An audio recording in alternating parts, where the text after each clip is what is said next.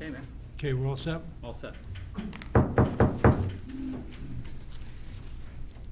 This is a meeting of the North Branford Town Council and Water Pollution Control Authority on October 20th, 2020. I want to read this notice again first. In accordance with Governor Lamont's Executive Order 7B regarding the COVID-19 pandemic, this meeting will be held remotely and with in-person attendance limited to 25 people per state guidelines.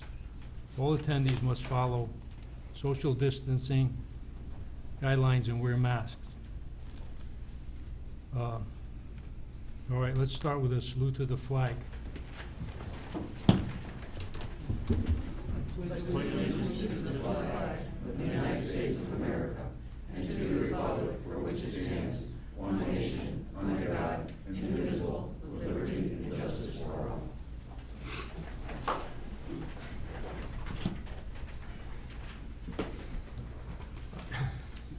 Don't laugh, Michelle.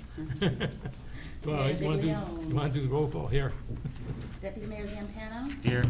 Counselor Angeloni? Here. Counselor Diamond? Here. Counselor Duty? Here. Counselor Fawnin? Here. Counselor Goad? Here. Counselor Paternoster? Here. And Counselor Palacia. Here. Okay, I want to say something before we get going here. It was brought up in our caucus that I just want the people out there to know that we see the emails that the residents have sent in, mostly about the school, and they don't go not seen. We're able to look at them, and I want you guys out there to know that we're reading this stuff. The next thing is, I was at this, I think it was a September meeting of the Fire Commission, and there was a fellow there that had retired after 30 years with Company 3. His name is Charlie Miller, and I just want to tell him congratulations and thanks for his service. And the third thing is, I don't know, we have people that are probably going to be coming in and want to talk tonight about the school, and I'm going to have to limit it to 2 minutes per person. Otherwise, I think we're going to be here for a long time. I got a bunch of names here. So I'll tell them as they come in, and that's the way we'll run the meeting. All right. Next is minutes of the previous meeting, October 6, 2020, WPCA and Town Council minutes. So moved. Second. Was it Marie? Okay, motion was made by Councilor Angeloni, seconded by Councilor Diamond. Any discussion? Vote, please. With all in favor? Aye. Opposed? Abstain. Okay, we'll move into the regular Town Council meeting. Reports of committees, boards, and commissions. The first I have Economic Development Commission, Roger Salloway. Yeah, what you have a sort of a midterm report, mid-monthly report from Roger on the work in progress, and then toward the end, most of the stuff I think you've seen before, heard before, but also just something that we've been collaborating on sort of a draft format here, sort of something called Pathway to Great, in terms of building upon North Branford, Destination North Branford, and going through some of the things we've been working on with respect to the attractions here in town, the opportunities for manufacturing and so forth. So it's just sort of a draft presentation of a blueprint that we're going to continue to work on, and certainly like your input from the council once you get time to digest it. No deadline or timeline other than it's a work in progress, so to speak. And we'll continue working with the EDC, but he added some other additional things that he's working on with respect to development that he just wanted to give a midterm or mid-monthly report, if you will. Okay, thanks, Mike. Next we have Parks and Rec. Their meeting is next week. Okay, next we have Police Commission. The Police Commission met on Tuesday, October 13th. There was recognition of some officers. Sergeant Mandula, as everyone knows, has retired. And also there was recognition of officers Fitzgerald and Paroli. They have been recognized by the Umbrella Center for Domestic Violence Services for the work they've done in that area. The police commission also talked about preparation for the roof repair that's been approved by the town council. And they spent quite a bit of time setting up a joint commission for the radio system communications study. There are going to be people from both the police commission and the fire commission, and representing the town council, the Ron Felicio and myself. They also talked about the fact that there was a pipe that burst in the downstairs, our utility room, and I guess that's been taken care of. Thank you. Okay, thanks, Marie. Next, Fire Commission. Nothing to report, and Marie stole my thunder. I was going to say pretty much the same thing. Okay. All right, next we have Board of Education and Town Council Communications Subcommittee. There was no meeting. Okay. Next is Town Planning Goals Subcommittee. No meeting. Okay, boy, we're going right through these. Okay, next is Planning and Zoning Commission. I didn't attend that meeting. Okay. Next, we have North Branford Police Department Facility and Town Center Advisory Committee. The committee met on October 14th. We had another presentation by Silver Petroselli. We're right at the beginning now of looking at construction documents. In other words, like the utility plan, lights and stuff like that. So we're really moving right along. Okay, thanks, Marie. Next is Finance Subcommittee. Finance Subcommittee met last week, and we've decided that we are going to meet, get a calendar together and meet every other month. And it'll probably be the second Wednesday of the month. It'll be in between our council meetings. Several items we talked about, they're on the agenda tonight. We discussed presentation of the bonding package for the three potential capital improvements, the high school, the police station, and the communications building. And we wanted it just broken out a little bit more as far as like a lower end house, a middle, and a higher end, so that we could break out the cost and break out the cost of what the bonding would cost for the high school, the police station, and communications separately, and then the total cost so that people can see that. And then also the breakdown between commercial and residential, as far as who will bear the most cost. So that is later on in the council meeting. We also talked about, we have to update our CIP plan for the number of projects that we've already approved. That is later in our agenda also. And we talked about the fire pension. So for this budget year, 2021, there's probably going to be a contingency appropriation, and that we're gonna do the 55 cents increase in their pension as it has been for the last 5 years, because we are still working on a document with them. We do have a proposal that the attorney, the town attorney, is going to write up that we will present to them, and then have a meeting with them to go through that, and that would be for next fiscal year. And that was about it. Okay, thank you, Rose. Next, we have the Ad hoc Design Review Committee. That committee is going to have a joint meeting with the town council, as everyone knows, a virtual meeting with the State Department of Ed on the 27th. And we have not had a meeting since the last town council meeting, but obviously tonight we're going to have a presentation of the various options for the high school. Okay. Okay, thank you, Marie. We'll move into the Town Manager's Report. Update on COVID-19. Right, so I have the presentation that came from the East Shore Health District with respect to the latest numbers, and these are numbers that were published last week on the 15th. So if you notice, the week of October 16th, we reported out 6 more positive cases. So there, I did call there again today to speak with the director to see if there were new numbers, and yes, those cases are coming in that haven't maybe been made it to the haven't quite made it to the state system, where that's the reports that get generated. So there's a concern, there's a watchful concern in terms of looking at numbers, as many of you may be aware, of looking at not only Connecticut's numbers but the numbers across the nation. So we're watching with a careful eye and communicating with the health department to make sure that there aren't any outbreaks or spikes, if you will.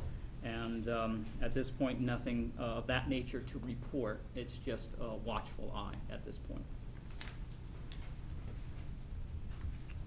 Okay. Thanks, Mike. Next, we have CCM Cares.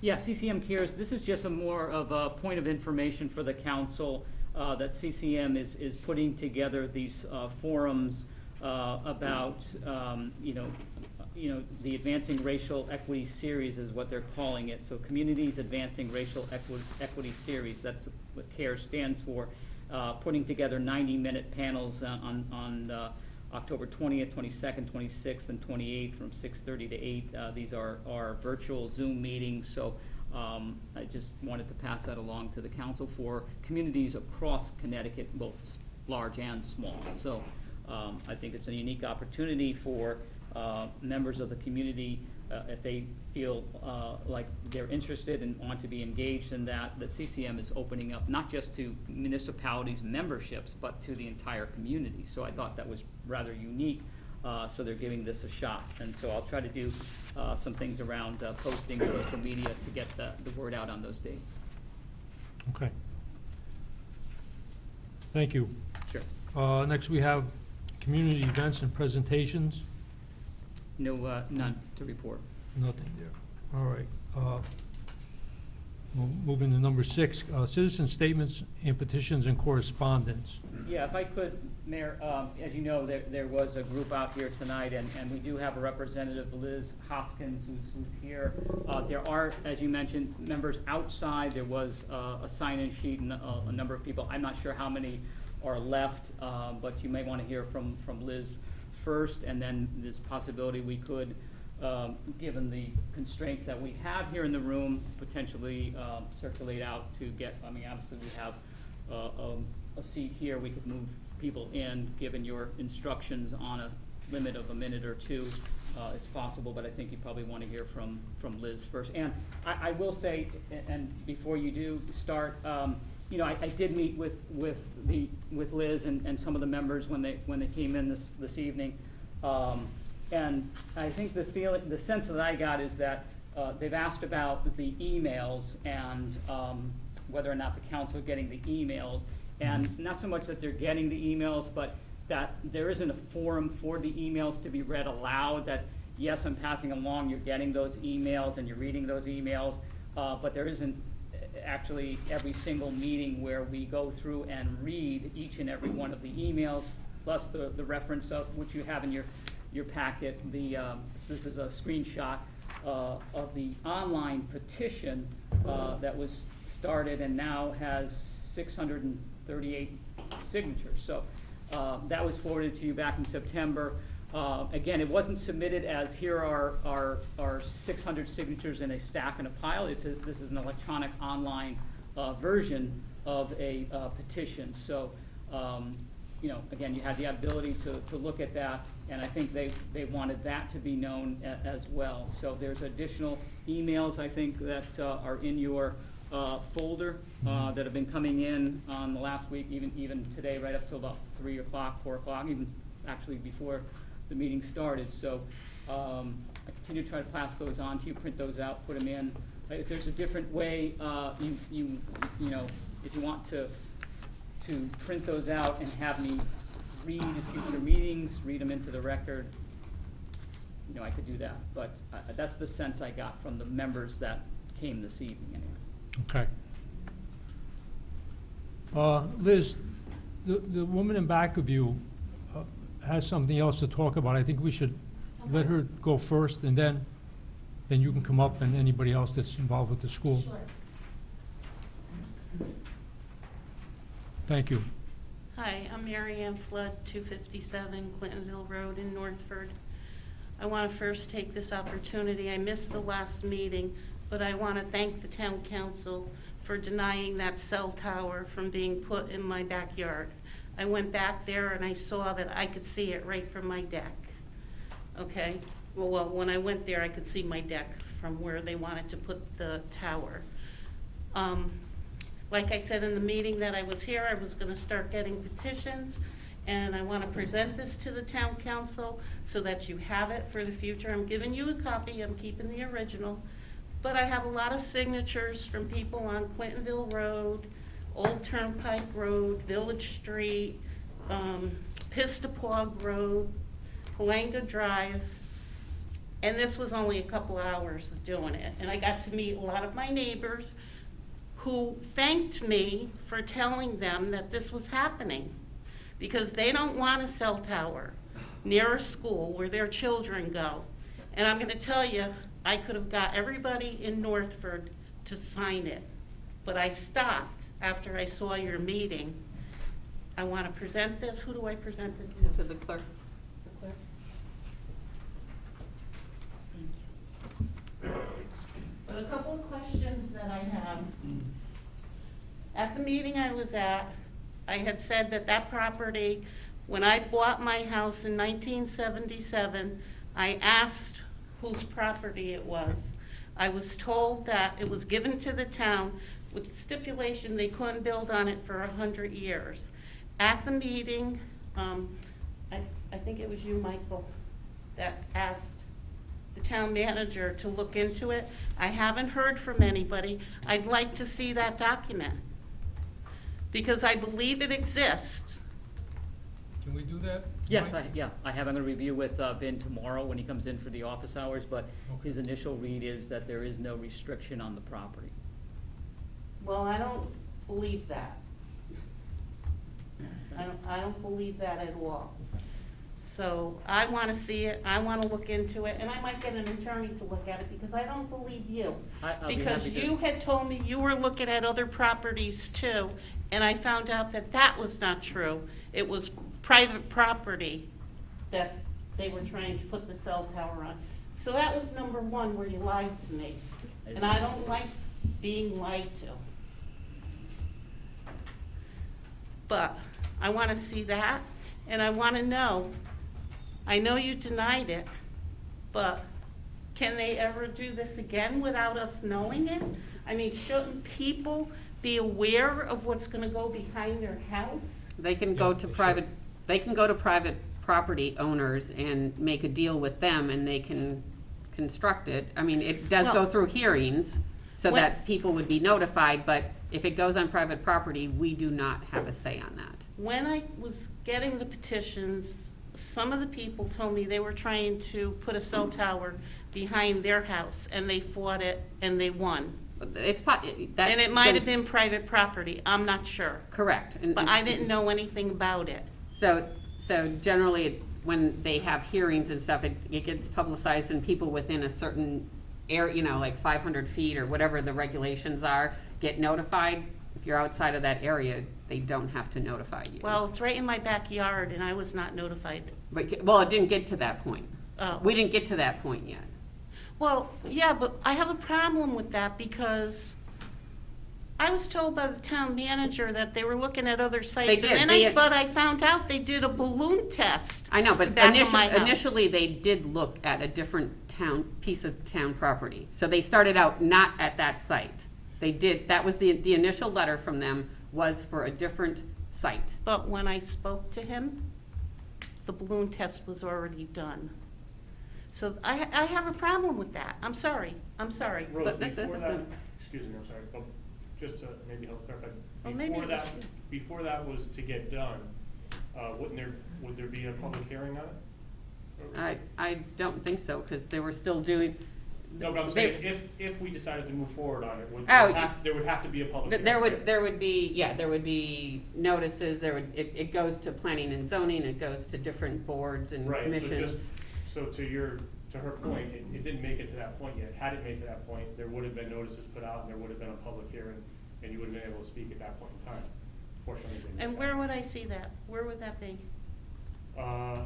Mike, where does that stuff get posted? It'd be under planning and zoning. Yeah, no, it never got off the dime, so to speak, or past step No, but one. where I mean, would it have you gone? would have, I mean, the A24 referral is required, and then the council can decide to do anything above and beyond that in terms of, but sending it to them first for recommendation, coming back here, you could have done public informational meetings in addition to anything that P and Z did. I But don't that, think you're answering her question, though. She wants to know where she can pay attention to see when that stuff comes up. Oh, yeah, because I'm gonna be Oh, paying yeah. attention. Oh, I'm to the sorry. rest Yeah, of Is it. it on the website? yeah, on our website, in terms of the calendar of meetings is there, that you can look at that. You can always call to the office to ask about the upcoming meetings. Well, you know, I don't come to these meetings often, but I came a couple of weeks, not to the last one, the meeting prior to that. And I heard a lot of people that you had said knew about it, did not know about it. So, you know, how do I trust our town manager? You know, if I'm hearing people should have been made aware of this and they're not being made aware of it, There's a record of it, and there's a public record of that. So I'll be happy to go through and go through the council, and again, to your first original point of the deed, I'll be happy to send you a copy, and you can read it yourself. You can take it to an attorney, whatever you'd like to do with that. thank you. Could you mail it to me? I can give you a copy before you leave. Today. Okay, good. Or I Thank can you. mail it if you want to leave. I'm No, if happy you to could, mail it. I'll take the copy before I leave. Thank you. You're Thank welcome. you. Thank you. Mr. Mayor, Liz has been kind enough to refer to me. This is a can. I'm kicking the can down the road. Happens a lot here. So, I hope this will stop soon, because I don't like to see the can keep getting kicked down the road. We gotta stop, guys and ladies. We gotta do the right thing. Guess what? As a homeowner in 1998, my house was too old, so what did I do? I didn't throw money at it. I tore it down and built a new one. A couple weeks ago, my 2001 Subaru, time to replace it. Did I throw more money at it? No, I bought a new one. We gotta build a new school, we gotta build a new police department, and we gotta fix communications. Guess what? We've done it before.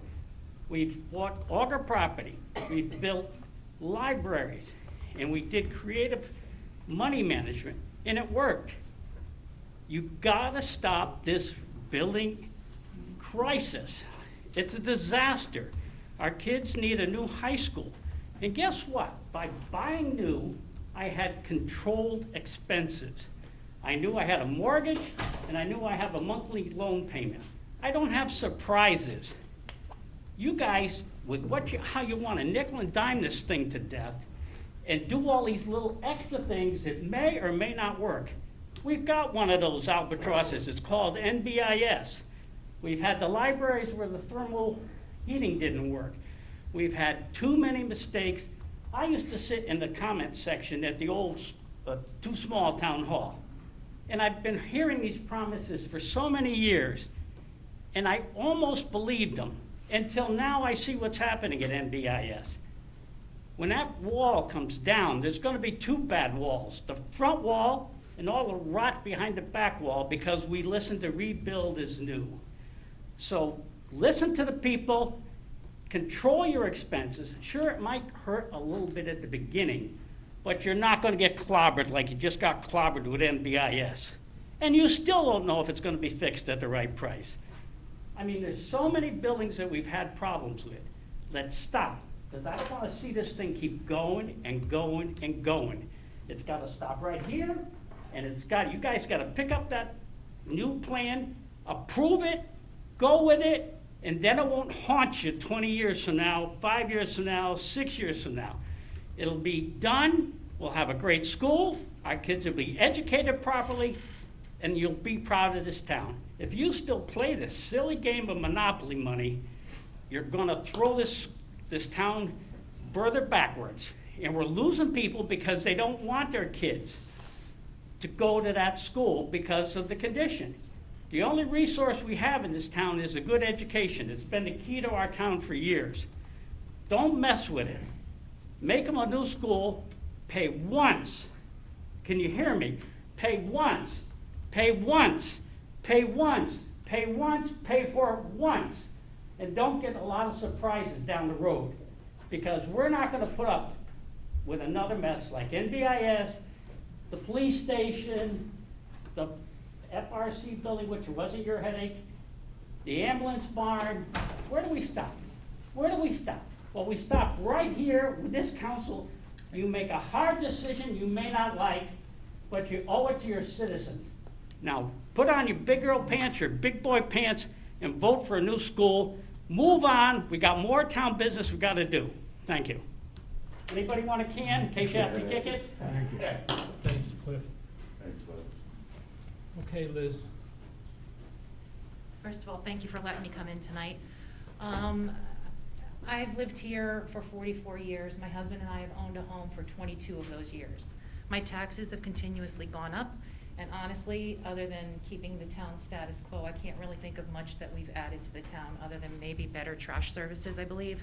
I am more than willing to put up $500 a month for a new high school, a new police station, and better communications for this town. It's a no-brainer for me.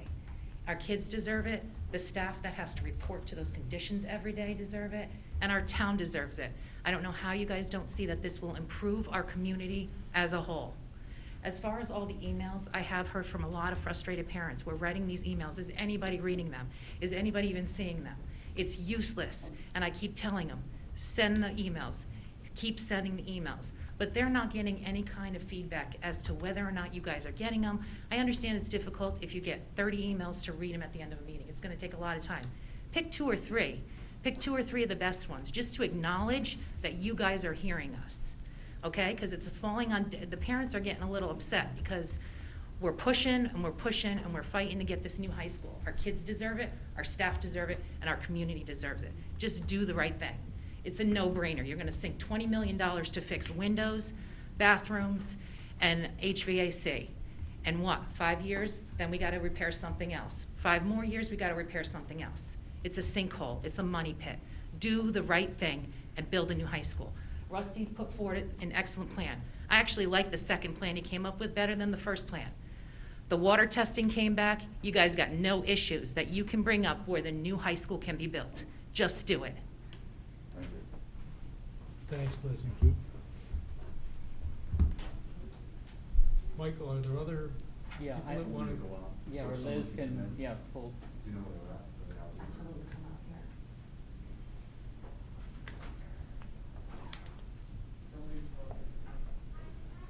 My name's Andrew Campion. I live at 20 Whiting Court. I just want to make sure that you fully understand. You know, they went out looking for a communications evaluation of of communication lines between police department, fire department, EMS.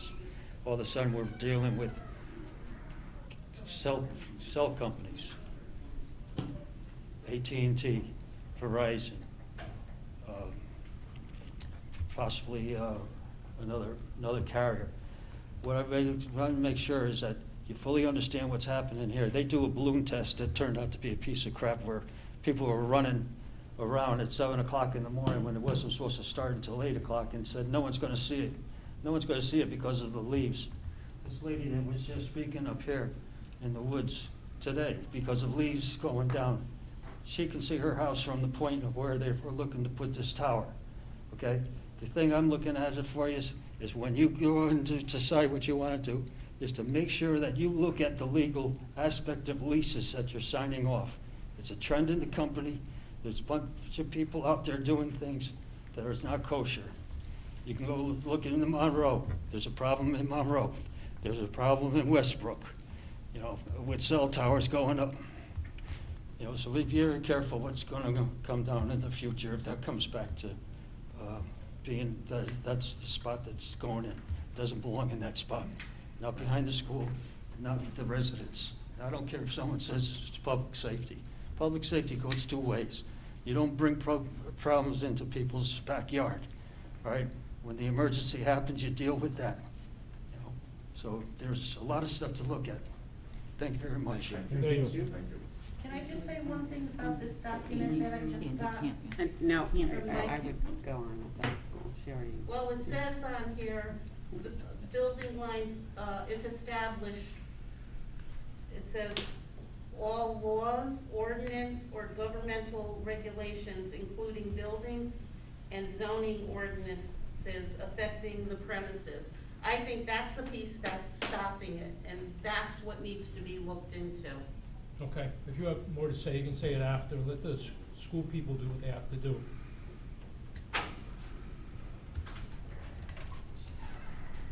Hello. Hi, my name is Dina Falcione. I live at 21 Rolling Hills Drive. Dina, I'm sorry. Dina, what was your last name, please? Falcione, F as in Thank you. Frank, A-L-C-I-O-N-I. I'm the parent of a North Branford High School sophomore as well as an NBIS 8th grader. But even more importantly, I'm a concerned taxpayer. While I'm quite confident that even if the new high school comes to fruition, neither of my children will ever have the opportunity to go there. But a new high school is long overdue. The deteriorated infrastructure of that building is an embarrassment to this community. While I'm elated with the education my children are receiving, the environment in which they are receiving it is deplorable. How can a child concentrate when it's so cold that they're wrapped in winter coats and blankets? How does a child learn while sitting in the sweltering heat in the summer? How do you think these children feel about their environment as black sludge comes up through the floors and pours down the walls from the ceiling? How do these kids get the most out of their education when they're missing valuable class time in search of the lone operational bathroom clear across the school? Then once they finally find a bathroom, they have little to no privacy due to broken doors. This is a disgrace. While I do not know the demographics of your board or who has school-aged children and who does not, I do know that you're elected to make sound decisions on the behalf of the town, and that includes the children of this town. I realize that there's an argument amongst those who do not have children in the town because they are against the increase in taxes. A gradual increase in taxes is a small price to pay for the education and futures of our children. We all know that the key to this town's economic health is highly dependent on the quality of our school system. I view it as a sound economic investment, as it will only bring our property values up. I keep hearing those against the new high school cite our aging and shrinking community. Don't you realize that this is because of the widely publicized deplorable conditions in our school? Who would move to a town where they know their child will either be sent to a school that looks like an underfunded inner city school or have to pay for private schooling for their child? With little to no commercial business, thus high taxes, at a school that's literally crumbling before our eyes, what growing family in their right mind would move here? At this point, what do we have to show for our high taxes? Weekly trash pickup? As families leave and less families come here because of these conditions, property values will go down. This school problem has now become everyone's problem. I applaud the Board of Education as well as the state for their acknowledgement of the need for a new school and for having our children's best interests at heart. The NESSC has identified the need for a new building for the last 2 accreditation evaluations. That means this town has known for quite some time that a new school is necessary. The time is up. Dragging your feet at the expense of our children needs to stop now. Thank you. Okay. Thank you. Thank you. Thanks. Scott, are you here? He's out in the hallway. No, I wanted him to let these people know that, Scott, can you, let them know a couple of minutes each? I said 2 minutes each, was that longer? Yeah. Yeah. Okay, I'll keep them on then. Oh, okay, thank you. Hello. Hello, good evening. My name is Johanna Krebs, and I live at 5 Fern Drive up in Northford. My family and I moved here about 35 years ago. We chose this town as a location based on its small community network and the schools. My father took extreme pride in being the gymnastics and boys soccer coach for the North Branford High School. The North Branford High School is what brought us to this town. I grew up with these teams, many of whom have become teachers, state and town leaders in this town. This is a great example as to why there are so many of us T-Birds that come back or never leave. When my husband, and also a North Branford T-Bird, and I were given the opportunity to move back into town, we jumped at the chance. We love sharing our memories and town pride with our kids. We have a 3rd grader and an 8th grader. As townies, as T-Birds, we understand what the true sense of what a community can be and the special offerings that can be provided to our kids.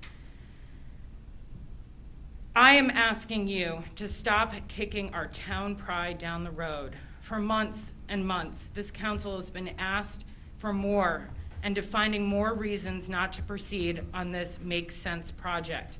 There's not enough information, there's not enough time, or it's the wrong time. It's not a good location. And with every wrong reason, there has been new plans, developments, changes, and adjustments made. As a lifelong resident, taxpayer, and parent, I'm urging you to take all of this new information, review it, be prepared when it comes to a vote. This is the right time. It's the right time to restore the pride in North Branford.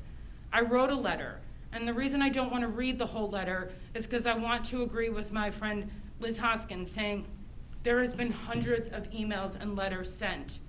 We're asking you to read them. We're asking you to take in the entire North Branford community and what we have to say, and that includes our kids.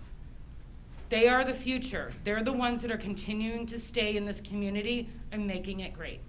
Thank you. Thank you. Thank you.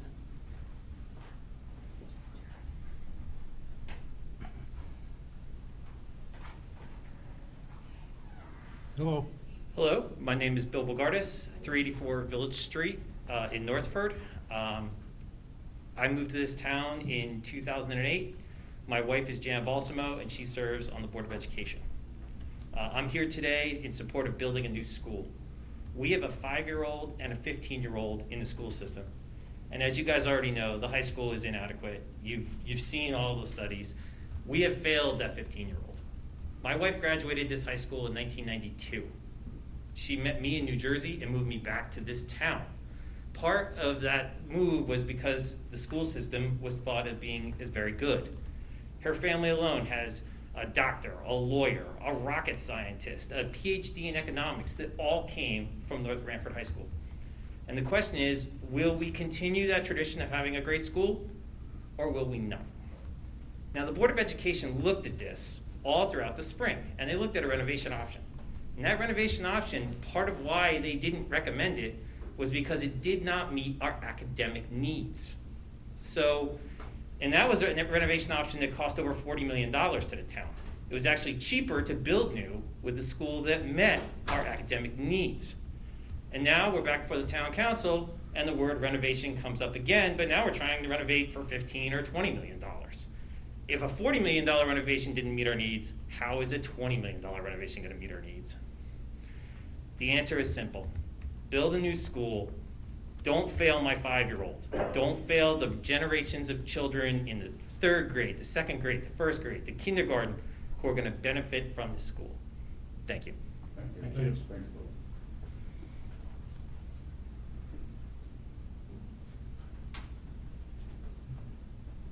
Hello. Hi, my name is Kylie Mullins. I live at 42 Sunnyside Drive. I'm a freshman at North Branford High School, and one of the main things that people who are juniors and seniors in high school told me going into this year was you're going to love your time at North Branford High School. They told me that the teachers and staff made a phenomenal learning environment and that it's one of the most comfortable places they've ever been in. They weren't wrong. I look forward to going to school every day this year, more so than I ever have at any of my schools.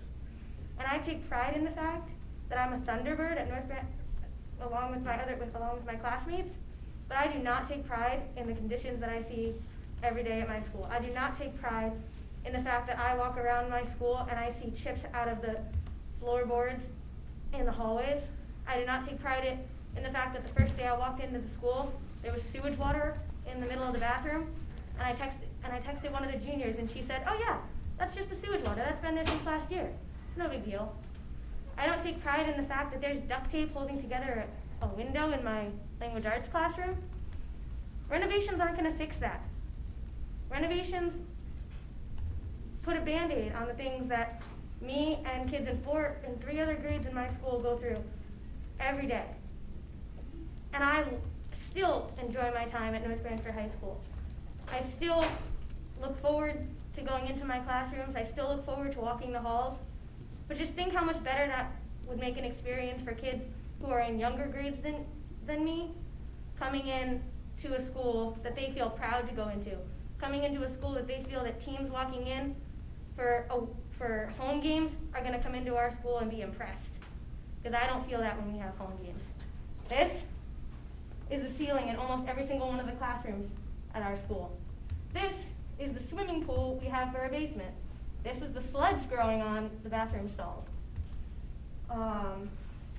This is the sewage water that builds up on the floors every single day.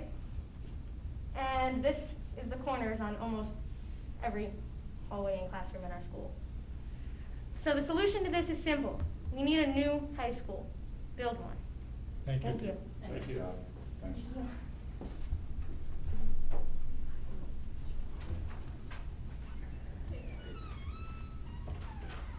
Hi, everybody. How are you? I'm Tara Downs. I live on Farmington Drive. And I know you're hearing a lot of like fire and brimstone here. So I just want to say I've met a lot of you. And I know you're all really good people. And I know that you're all really smart people.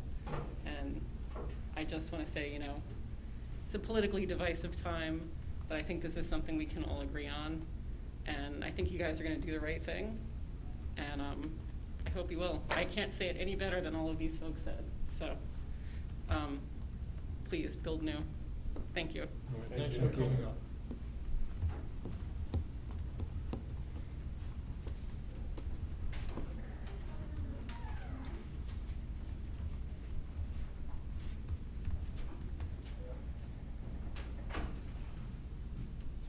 Hello, everyone. Hello.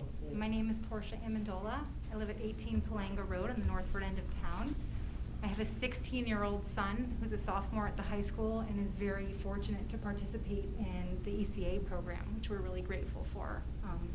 Thanks to the Board of Ed and for the town for continuing to fund that program. I also have a 13-year-old daughter who's currently in 8th grade at NBIS.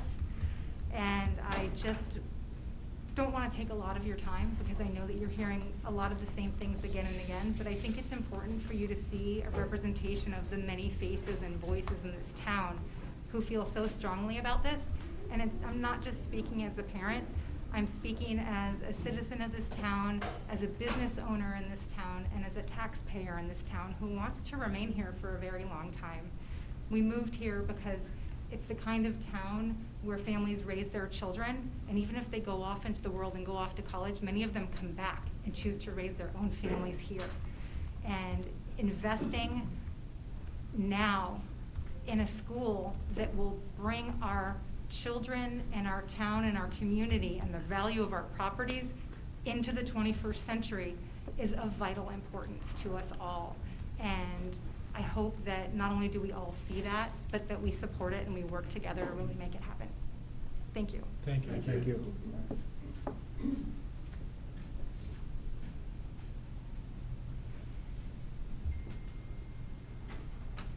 Hello. Hi, my name's Patricia Ardito. I live at 9 Clintonville Road. I have a daughter who is in 8th grade at NBIS, and I'm here tonight to share my feelings on the condition of the high school. In short, the age, the condition, and the facilities at the school are deplorable.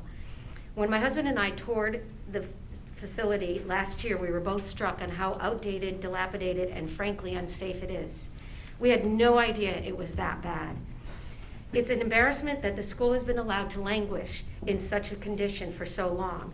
Nearby towns with similar tax base have done right by their children and recently built new schools. What's North Branford's excuse?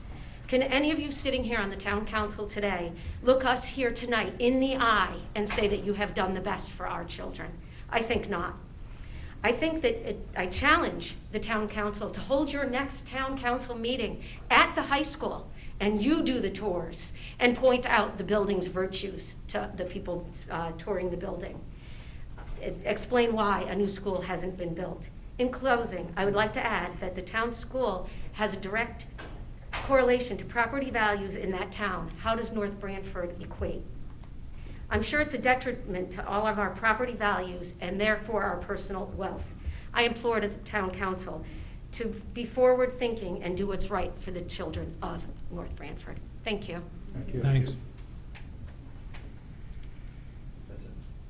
Scott, did you want to say anything? No, I'm Okay. here with Rusty and so. Actually, there's just, that's the end. There was a couple, Keith and Julie Shadman of 17 Salem Street, Northford. They they couldn't stay, but supplied a handwritten statement.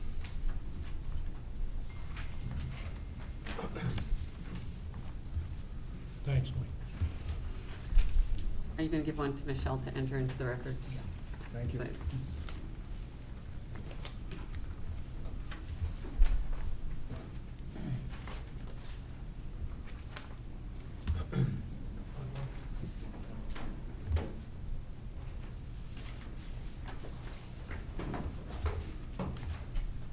Can I get to say something now, or do I have to wait till the end? No, come on up.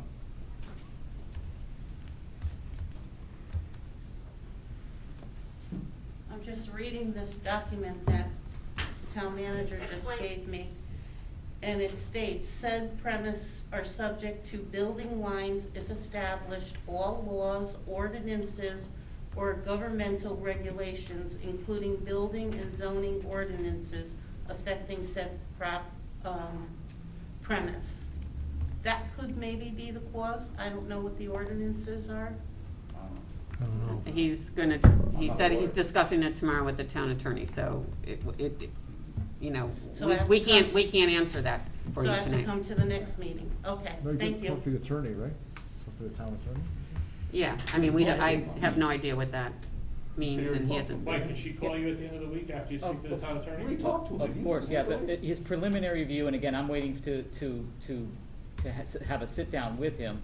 But like I said, his preliminary review is he doesn't see anything, and again, he's gotta look, again, I'm not the attorney, he is, and he's gotta look at it and make sure what I'm providing for him is accurate and contains everything that he needs to see. So, it's a real difficult thing to do, title searches with, getting in and COVID, but I think we've got what we got, but again, it's gonna be Vin's decision as to what is thorough and complete at this point, so. If what that other gentleman said, and this attorney is doing this for other towns too, I'm thinking he has an interest in this.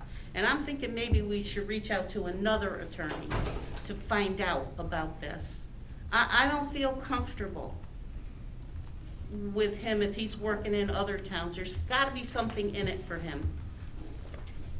Okay. Thank you. Thank you. Thank All you. right, thanks.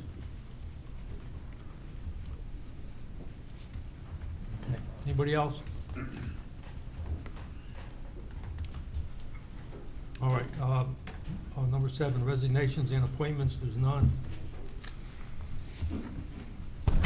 Next, we'll move into unfinished business, discussion and action, update on building projects and schedule. Yeah, I essentially just recycled the memo and added a few more clarifications to the dates, but and again, also a comment or two on the, projects and depending on what gets approved and the timeline, and if they get moved to the Permit Project Building Committee, or if there's going to be a separate committee or a new committee. But there's sort of an outline here, and then the question that came up in talking, I think it was at the last meeting with Rusty and Ken, right? Ken. Yeah, about and maybe they can speak to it tonight, I think it's a very valid question about the at-risk, manager or being at risk for the town council in the project of the police department and or school and those building that we do. So I was just laying that for your further consideration, and the dates are there. If you decide that you need special meeting dates, then you have the schedule there. We can do what you like. No action. It's food for thought that I think by the time we get to, or you may think about it tonight after you hear from Rusty in the presentation, that you might want to amend the agenda if you need to, or come back to this, think about it. But we have the meeting scheduled for next week on 27th with the state, and maybe there's a meeting after that you want a special meeting, or I'm not sure. So I'm just trying to assist and help the council through the process and be as flexible as we possibly can. But there are things that we need to consider. Okay. All right, let's move into new business discussion and action.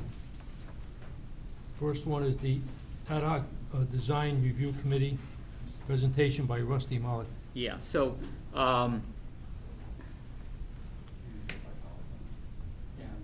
Yeah. You use his computer? Yeah, I think you're gonna have to jump in here. I'll give you my seat. And Take my stuff.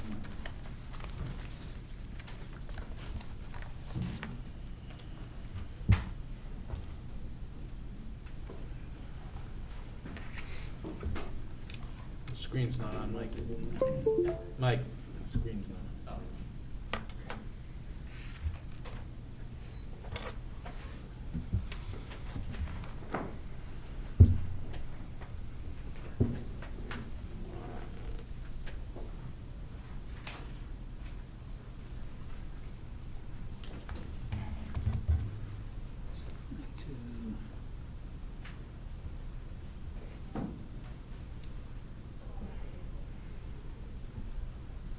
end this.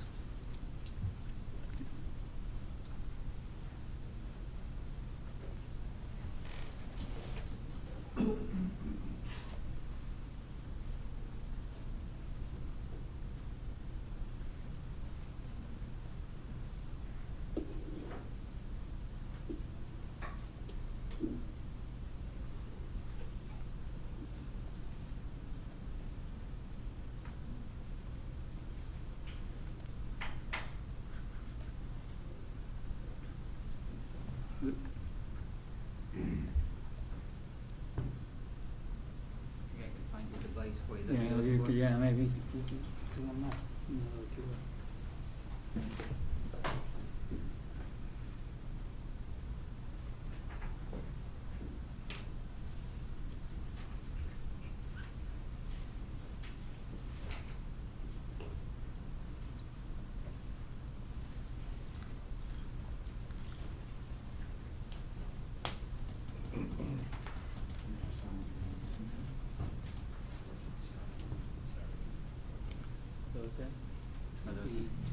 Picking one of the second or the third one. Second, which one do you want? That one's fine. This one.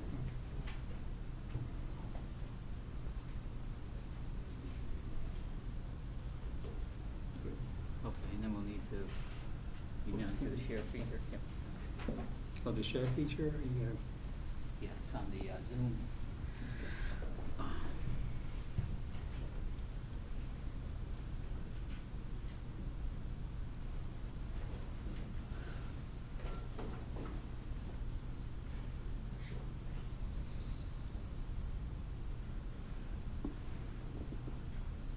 This one?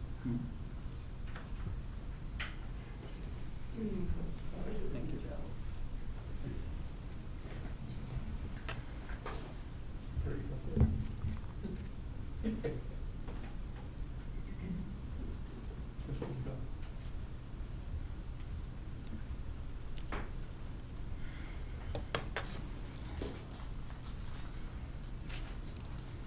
Okay, good evening, everybody. What I'm going to do is, just in the interest of time, try to go through some of the slides that we've already presented to you before, the very preliminary slides. So, let's see here.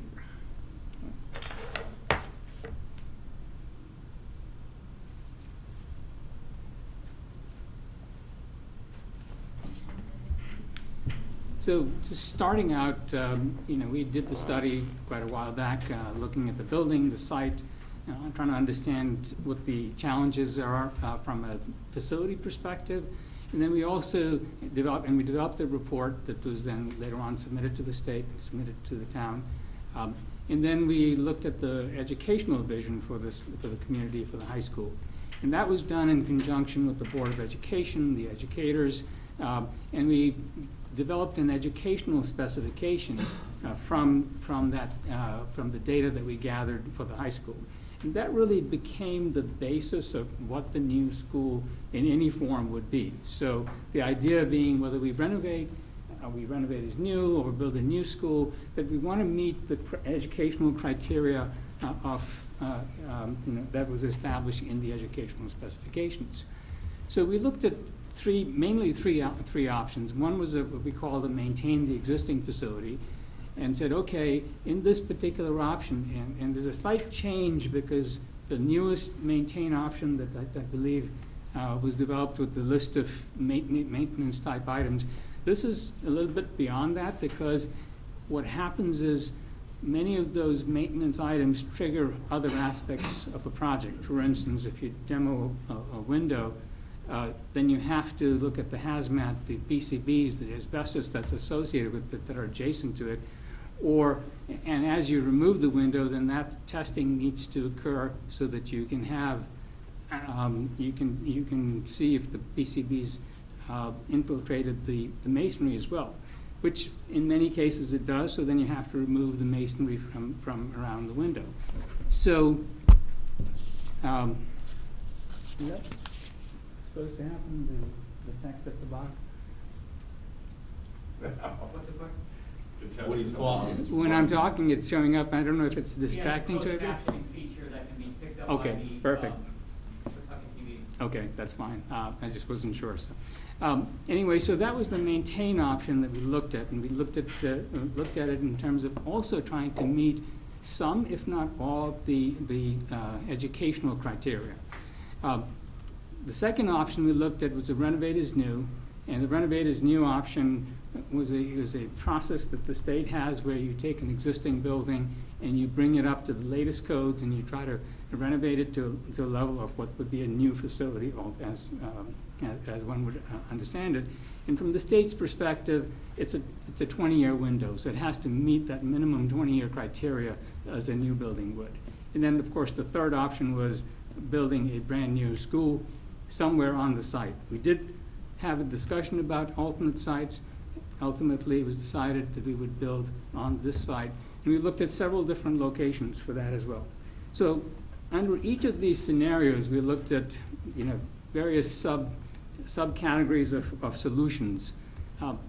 We also looked at the state standards for the building area. That's an important part of any calculation, because what happens is the state has criteria for how large, how many square feet, how many allowable square feet that one can build a building to. In your case, for the existing buildings, you actually exceed the space standards. And so as a result of that, there's a negative impact in terms of if you renovate that space, you're exceeding the space standards, there's an impact on your reimbursement rate. So that's one criteria that we look at from a state perspective and reimbursement. The other criteria is, of course, enrollment. You do have a declining enrollment, then it levels off. But the idea was that if we went to the state in 2020, we would be at the high point of the enrollment. It's an 8-year window. And that gave us an advantage in the sense that it allowed us 97,726 square feet of eligible, allowable space that would be fully funded by the state. If you exceed that, then that's considered ineligible. Now, if we had waited and filed the application a year later, then only 93,000 square feet and change would be eligible. So that was a calculation that we did back when we were doing the study to say, what approach we should use. So on the maintain option, and in this case I'm calling it option 1A because it's slightly different from the maintain option that we presented quite a while back. What we did is we said, what are the things that we have to address? Underlying, basically update the building to meet code, health, life safety, fire deficiency, ADA deficiencies, address hazmat, remediate the hazmat. There was a report by NEASC to try and address as many of those items as possible. And I say as many because there are certain things that if you don't change the configuration of the building, you can't really address those successfully. Evaluate the MEP, mechanical, electrical, plumbing, and fire protection system. Those are all basic. And analyze the energy utilization and develop a solution that is energy efficient. Address the school safety infrastructure. Address Title IX issues, and so on. I'm not going to read through everything. A couple of things that I should point out, that these buildings were built in the 60s. And so one of the things structurally our structural engineer informed us is that there were no shear walls in here. So that at the time it was not a code requirement. Now it's a code requirement. So as we build, if we try to modify the existing structure in terms of the configuration of space, we then have to address the shear as part of the code update. Also, their analysis was that the mechanical units, if you start putting load on the building, the structure, then you would have to update some of the structure where it's being impacted. So these are all things that we thought, that we felt had to be addressed. So this is just a view of the existing building. In this scenario, all we're doing is those items that we're defining. We're not making the building any larger. We're not making it any smaller. We're just trying to address all of those items that we've identified in option 1A. So here's the floor plan itself. For instance, one of the concerns has always been that we are, the building is about 800 feet long. So it takes the students quite a while to get from one part of the building to the other part. That will not be addressed in the solutions. It's a 21st century learning environment would not be addressed in this particular solution. So really what we're doing is we're saying we're going to address the hazmat, we're going to look at all the, for instance, when you put mechanical systems in, you've got to put ductwork, it's going to affect the ceiling. So everything it's touching would have to be fixed, and you would install all of those systems within the building. But there are many things that you would not be doing. In this scenario, no additional parking. Safety and security would be addressed, but it would be addressed with the existing points of egress. And one of the issues that you have is that you have an inordinate amount of egress points from this building. So it doesn't quite meet the criteria of what one would want to do in a new building for safety. It would address some of the NEASC, respond to some of the NEASC concerns, but not address all of them, because, for instance, the media center would be still in that same space. The sign slabs, the adjacencies, all those issues would not be, we could not change them because it's just a maintain option. And finally, I'll say that in the basement, there's water in the basement. We would be addressing that to a certain degree, but we would not be demolishing the locker rooms, which, I'm going to just point out, the locker rooms down here, they're in really bad shape. So what we are including in this approach is that spaces that don't meet the ADA criteria and have to be upgraded would be upgraded, but the building footprint would not be expanded. And so at the end of the day, the building would look exactly like it is, new windows. The energy efficiency would not be there because the walls don't have the appropriate insulation. So even though you'd have better windows with the appropriate energy efficiency, the walls would still be the existing walls. So that's how, when you start evaluating it for energy criteria, that would be the case in this particular solution. So then the second option we looked at is a renovate as new. And renovate as new is really a more holistic approach to renovating the building. In fact, every area is touched, everything is brought up to code. It, in essence, is a new building, and that would be the equivalent of a new building. But about 65% of the existing building has to be maintained, because this option says you can renovate and you can demolish, you can make the building smaller, all of those things we've done to make it more efficient. And in this particular solution, what we looked at is how can we make the program work in this particular building with some modifications, but not necessarily an all-new building. So at the end of the day, what you're seeing is in this solution, we filled in the courtyard right there, and that was a media center. We put a new entrance right there so that this became the main entrance to the building. And visually, that's when one could see whether one is entering the building. And as you came on site, right now, there's no identity to the high school. You know exactly where the auditorium is, you know exactly where the middle school entrance is, but you have no way of knowing where to go for the high school. So it gave the high school an identity. It modified, and we put an addition right here so that the programs that needed to be installed in that area had the appropriate square footage and volume.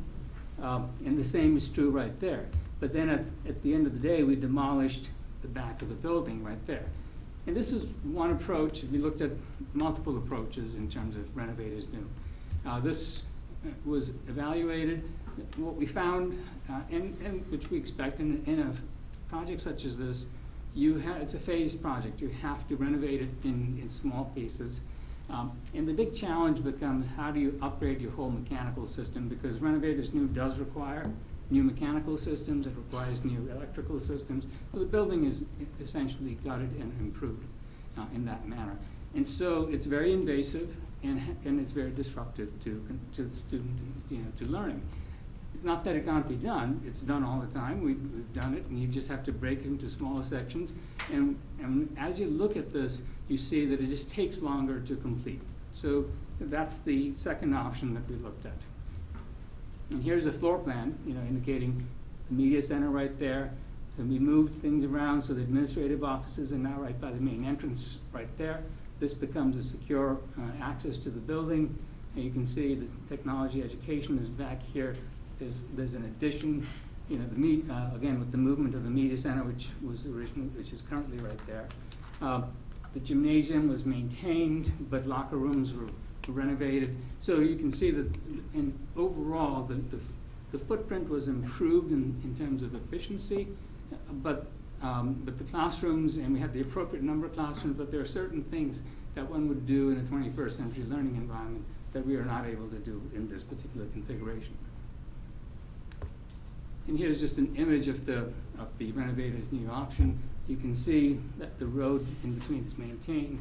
There's the new entrance. The media center is in the middle of the courtyard, and then some of the additions in the back. Another view of the building. So then the third option we looked at was a new school.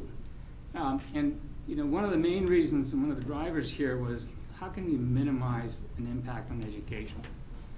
So the same criteria in terms of what we wanted to achieve for the high school, in terms of the educational requirements, make sure that it meets all the criteria for hazmat, minimizes disruption, maximizes state reimbursement, and it provides essentially a 21st century learning environment.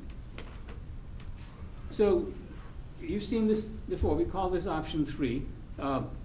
And actually, when we studied this, we looked at a new building right here. We looked at a new building right here. We looked at a new building right up here.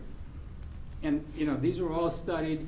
We actually looked at a building where the existing building is, because generally that tends to be the best location for a building. But ultimately, there were many drivers to this particular solution. But the idea was, if we built out in the fields, we understood that there was a high water table, but that might be the solution, because you can build a building without impacting the existing high school. So this option was something that we carried forward at that point. And what you're seeing here is the footprint of the new high school in this particular scenario. That's the existing high school. Some of the other things that we did study are the impact on the wetlands, the sewer line, water, stormwater, as it went through the site as well. A floor plan of the existing building. I won't go into a lot of details about the floor plan, but we looked at multiple options in how the building could be configured, so that there was a commons area outside the gymnasium and the cafeteria. Looked at various adjacencies in terms of program spaces. This was a 3-story building. We wanted to make it as compact as possible, so that it had minimum impact on the site itself. So what you're seeing there are the academic second and third floors. So it's a vertical building, with the first floor being where most of the common areas are. And this is just a view of the potential, the image of the building. One of the downsides of this approach was it's far from the auditorium, and that was really a concern that really we all discussed at length, because as I mentioned, one solution was actually to build a building right there, and that was even worse. So this, as we looked at it, was about 350 feet from the auditorium. So there was much discussion, and then we created a covered walkway that went from the new building close to the auditorium, so that at least there was some protection as you walked from the high school to the auditorium building. This approach also then demolishes the existing building, which would have been located right here, and allows that space to be utilized for parking, circulation, etc. There's still an impact on the wetlands, and in all scenarios we'd agree that the wetland impact, because there's that finger that comes out right here, which was being addressed by putting a reinforced concrete pipe underground, similar to what's been done at other parts of the site, and it would just come in underground and still end up at the wetlands itself. So this is an overall image of the site and some views of what the school could look like. You'll notice that this is the covered walkway to get from the high school to the auditorium. So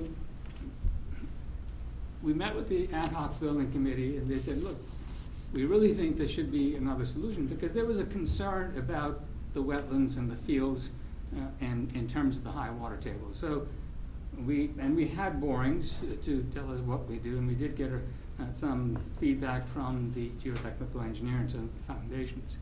But we were asked to look at a building that would be closer to the existing high school. So we went back to some of the other programs and solutions that we'd studied previously that we knew were slightly more expensive, but that they might have, it might be worthwhile to really approach it. And so what you're seeing here in terms of the criteria for state reimbursement and the approach is very similar in this solution, except as well.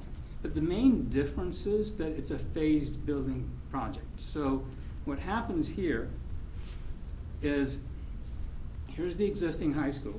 So what you'll see is this section in red would be the first phase, where we would demolish that L-shaped part of the building. Now that means we're going to lose some academic spaces. And understanding that, we had a discussion with the administrators, with the superintendent, to say, okay, if we do that, can we still manage to keep everybody, keep the students in education functioning? And so we would reconfigure some of the existing spaces and create swing space within the building. So that was possible.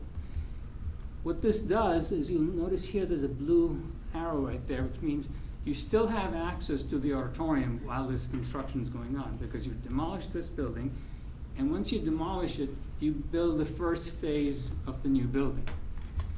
So here's the new building, and this really includes, you'll see a floor plan, but all the academic classrooms are in this space. And the idea is that once this is complete, the students move into that space, and academically, all the programs are available to the students. So that disruption of having to go back and forth is just limited to other programs that are being offered at the school. We were also defining, where the construction would occur and how we would zone out the space so that it's a safe construction environment while students are in school. Once phase one is complete, what then happens is the Y portion of the existing building is demolished. So that's demolished. The students are going to be in here, and there's a reason for this, because we want to maintain this part of the building at this point, because outside of the fence there would still be access to the gymnasium, because the first phase does not include a gymnasium. So there's a gymnasium, there's other technology education spaces that would continue to be used over here. So this is one of the challenges, that the students would have to walk from here across, outside of fence, outside the construction zone, to get to those particular programs. But it's certainly something that is quite doable in terms of the process and the students having all the program components available to them. Once phase two is completed, now the entire high school is done. And now what we can do is start focusing on demolishing the existing building and really recreating the site to work for this particular building configuration.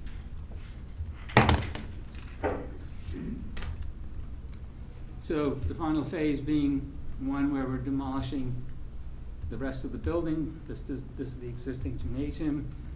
And then, once it's all done, here's the building, parking. This area then becomes a parking lot. And let me just jump ahead. Here's a better plan. So you can see we've created enough parking. Now, one of our concerns was that there's the ability to have quite a bit of parking over here.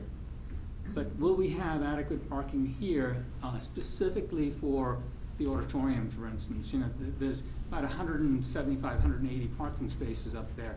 So what we did is we looked at reconfiguring the front parking lot, and actually this space is right outside the fields, being able to then recreate adequate parking in the front so people could park there, events in the auditorium, and then this parking is dedicated to the gymnasium and to athletic events or other events. I mean, the good news is you can still access the rest of the building from this parking lot, because there's an access point right there. Call that the community entrance, and then this is the main entrance to the school.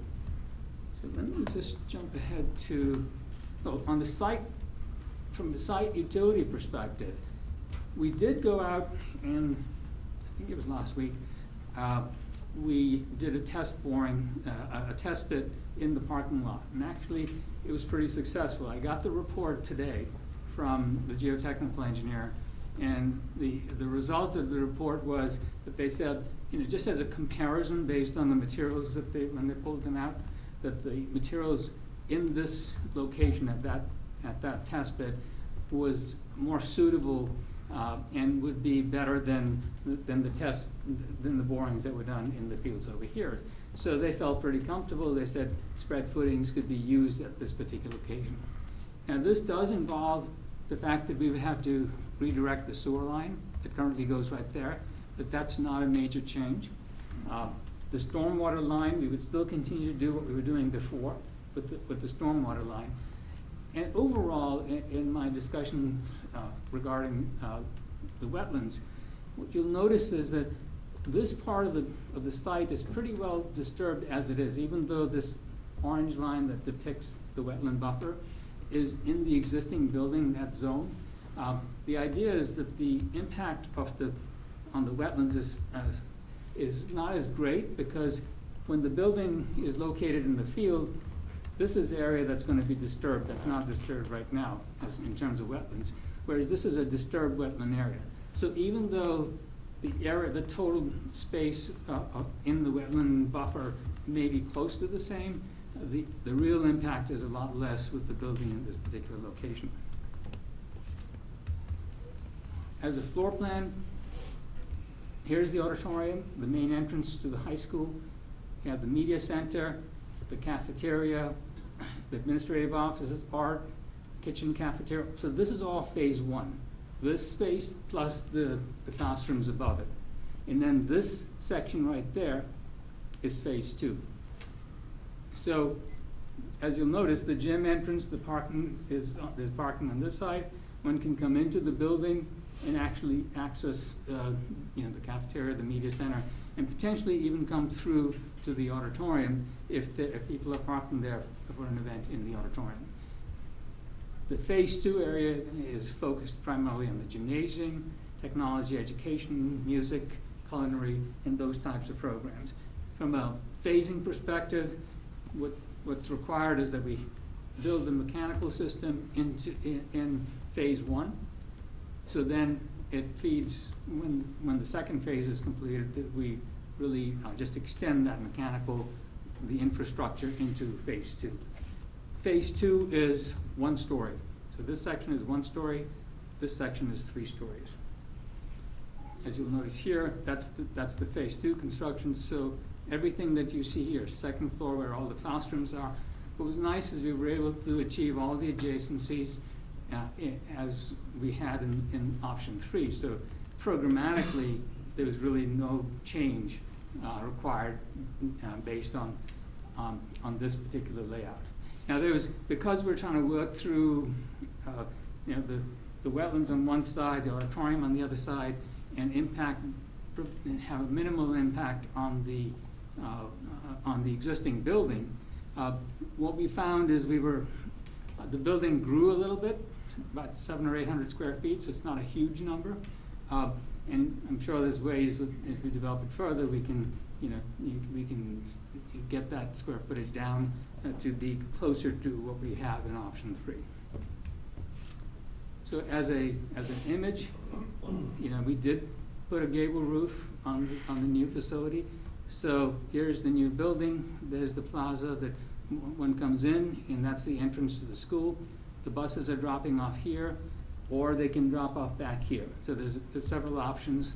And we go to, again, here, the space between the auditorium and the school becomes an outdoor learning environment, so it can be a real attractive space. It really gives you more of a college campus because it becomes a quad, similar to a quad that you see in the college campus.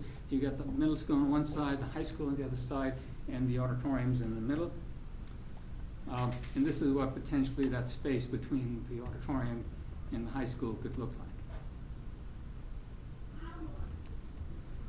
So as we look at all these options, we did, and this was something we presented earlier too, try to do a comparison of each of the options. Now this one we presented earlier, it was option 1A, which is the maintain option, the renovate option, and of course option 3. There's another one like this that we've got for option 6 as well. But what you see is, some of the things that I'm trying to color code it so that it jumps out. The fact that these two are multiple phases, so they take longer to construct. This is a single building phase. The new building is a single building phase. As a result, the disruption to education is higher than the first two options. Option 1 is not a future-ready school. Option 2 meets most of the criteria of future-ready school. Safety and security is improved in all cases, except in option 3, we're able to limit the number of access points. And so it's actually even better than the other two options.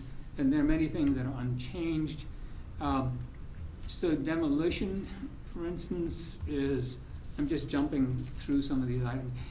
I should focus on energy efficiency. As travel time is important in the option 1. It's doesn't change. Option 2, it's better. In option 3, it's the shortest distance.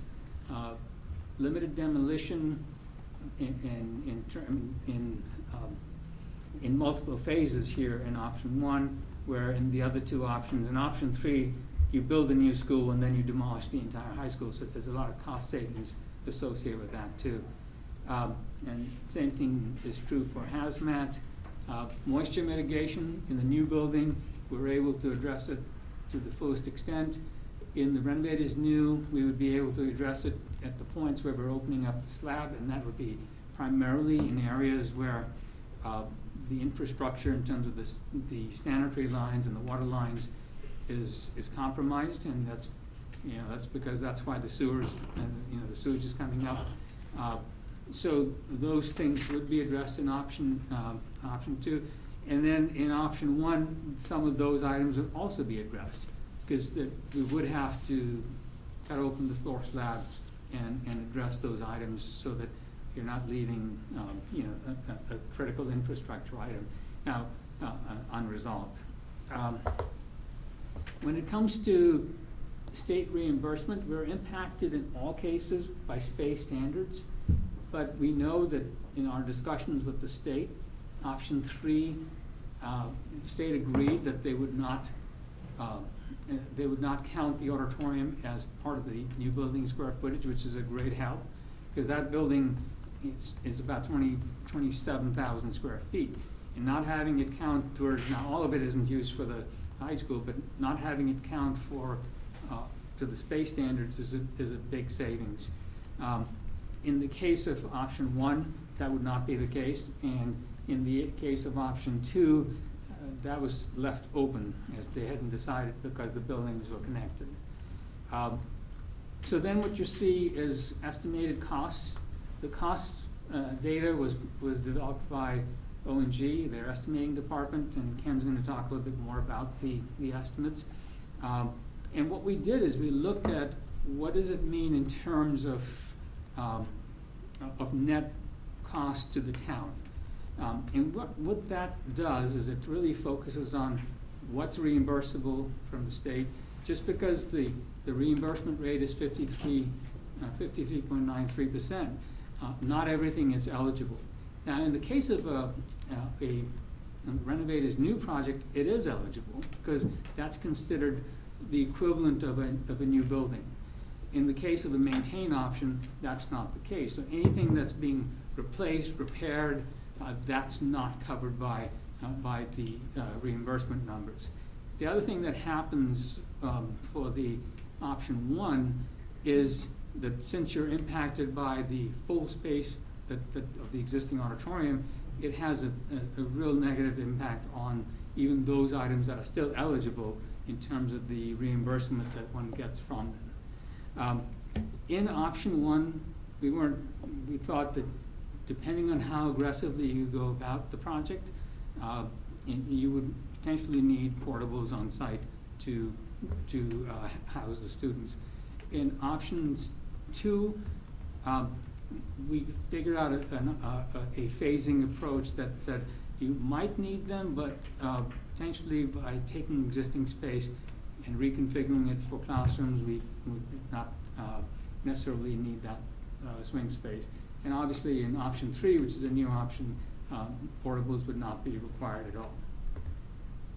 So now, in the same vein, we then also looked at the Renovator's new compared to option 3 and compared to what I call option 6, which is the new building adjacent to the auditorium.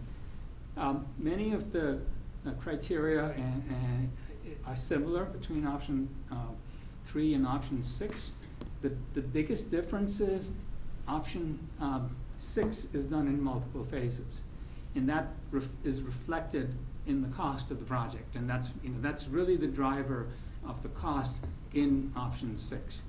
Because it's broken into 4 phases, you're doing phase 1 of the academic addition, and the second phase, and then the third phase is demolition, and the fourth phase being the site work.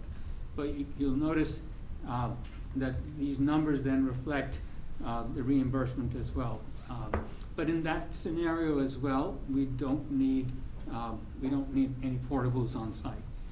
And that's important to point out because the question would be, where would you even put the portables? We're already compromising the site. You need staging area for construction.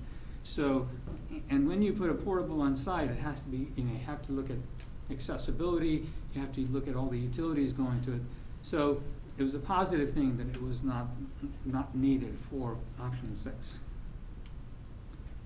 So, I don't know how easy that is to read. Ken, you want to just talk a little bit? All right, Ken Biega from ONG. Good evening, guys. So what you're looking at here is when Rusty talked about the reimbursement, what's eligible, what's not eligible. If you look at the top line, we have what we refer to as total estimated project cost. And you'll see whether it's the maintain, the Renovator's new, option 6, which is the new phased, and then option 3, which was the new school. You'll see the total project cost. Now, just to clarify, total project cost is all your owner soft costs besides the hard construction costs. So everyone asks, does it include furniture? Does it include technology? Does it include, architectural fees? Yes, and that's what we refer to as the owner's soft costs. So this is all said and done, this is what the overall project cost would be. So then you look at, I'm sorry about my mask, estimated eligible project cost. And you'll see the maintain is the lowest, eligible is $14 million. So on a maintain project, you look at roughly your eligible would be $14 million. On the Renovator's new, eligible project cost would be $54 million. Phased would be $60 million is eligible, $60,900,000, and then option 3 would be $57 million roughly. Okay, so those are what Rusty refers to as eligible project cost. So you take that, and then we have what we call the reimbursement reduction. That is because of the size of the school, and Rusty talked about that. The state looks at it and gives you so much square foot per student. So if you're over that size, you get a reduction off of what's eligible. So you have the eligible amount minus the reimbursement reduction gets you to what is eligible for reimbursement. So then you take the net eligible, and you'll see that dollar amount, which is $9 million for the maintain, 48 for the renovate is new, 57 for the phased, and then 55 for the new school. Then you multiply that times your reimbursement rate. All right? So then that's how you come up with what the cost is going to be to North Branford, and you'll see that on the bottom line there, okay? Now, what Rusty also talked about, that's based on the enrollment of 2020, all right? So if your enrollment's going down, they look at, this is taken on the highest enrollment projections. So right now, you're getting your most bang for your buck, in other words, for that, because you're at your highest enrollment right now. And also, look at this. The other difference that you'll see is on a renovated new, your reimbursement was 53.9. On a new, it actually drops down by 10 points, it's 43.9. So even that taken into consideration, you're building a more efficient building, a smaller building, your reimbursement, or actually your cost to North Branford is very close on all three of those options down there in the bottom. A couple of things that I would like to point out. You know, the grant application was made June of 2020. So that's why I just wanted to make sure that when you look at this column with the maintain option, since your application is filed as a new or renovate as new, I mean, new or renovate as new, that's how it's been filed. If you were to go to a maintain option, and I'm just saying if that was the solution you wanted to go to, then you would have to refile that application for next June of 2021. I don't want to interrupt you, but what was the cost breakdown on option 6? I didn't see that up there. Is that the third one over? It's the third column. Okay. So option 6 it starts out at 66 million project, 66 and change project cost, and the net cost to the town is 40,835. 40,835. So, but what I'm saying is this column is really based on what we had on a 2020 application. But really, if we were to go down that route, then we would need to adjust that to say, we file a new application for 2021, and that would be a maintain option. And then the rate that you currently have, which is 53.93, your 2021 rate is 53.22. So you lose approximately 0.7 in your reimbursement if you were to file next year for any project. That's, they publish that on the state website, so that information is out there. I think those are all the key points for this particular slide. So that's the end of the presentation, and happy to answer any questions. What'd you say? If it was in next year's, you would lose what? So what happens next year is your enrollment goes down. Yeah. So whereas our calculation for 2020 was based on 524 students, yeah, next year's calculations will be based on 499 students. And so if you recall at the very beginning, I talked a little bit about the charts with the space standard waiver, where we were eligible for 97,000 square feet. But if you go to a to our application in 2021, that number will drop down to 93,000 square feet. That means less square footage is eligible, so that means you're going to pay more out of pocket because your building is not going to change in size. The building is the size that it is. So you're impacted in that manner. You then are also impacted in the fact that your actual reimbursement rate goes down at 0.7%. So if that's true, the enrollment is going to go down. Why would we, on your other slide, it talked about a reduction, reimbursement reduction. Why wouldn't we build it to the exact size this year if we know enrollment's going down next year? So the issue that you have with these space standards, they're not educational standards. It's just a formula that the state said that they will give you reimbursement for that particular square footage. And what they want you to do is try to come as close to that number as possible. And that's why in the new option, what they've said, that they will not penalize you by adding the auditorium building as part of your reimbursement of your square footage. So on the new options, the focus is entirely on the size of the new building, not on the existing building. They've told us that in a meeting that we had with the superintendent and the state OSGR representatives several months ago. So they allowed us that waiver, so to speak, in terms of that existing space. If we renovate or maintain options, that is not applicable, that does not apply to us. So on option 6, the new site, building new, it had I think a time frame of 36 to 40 months. Is that complete? That's with demolition site in it? Yes. So what's the time frame to have the academic phase 1?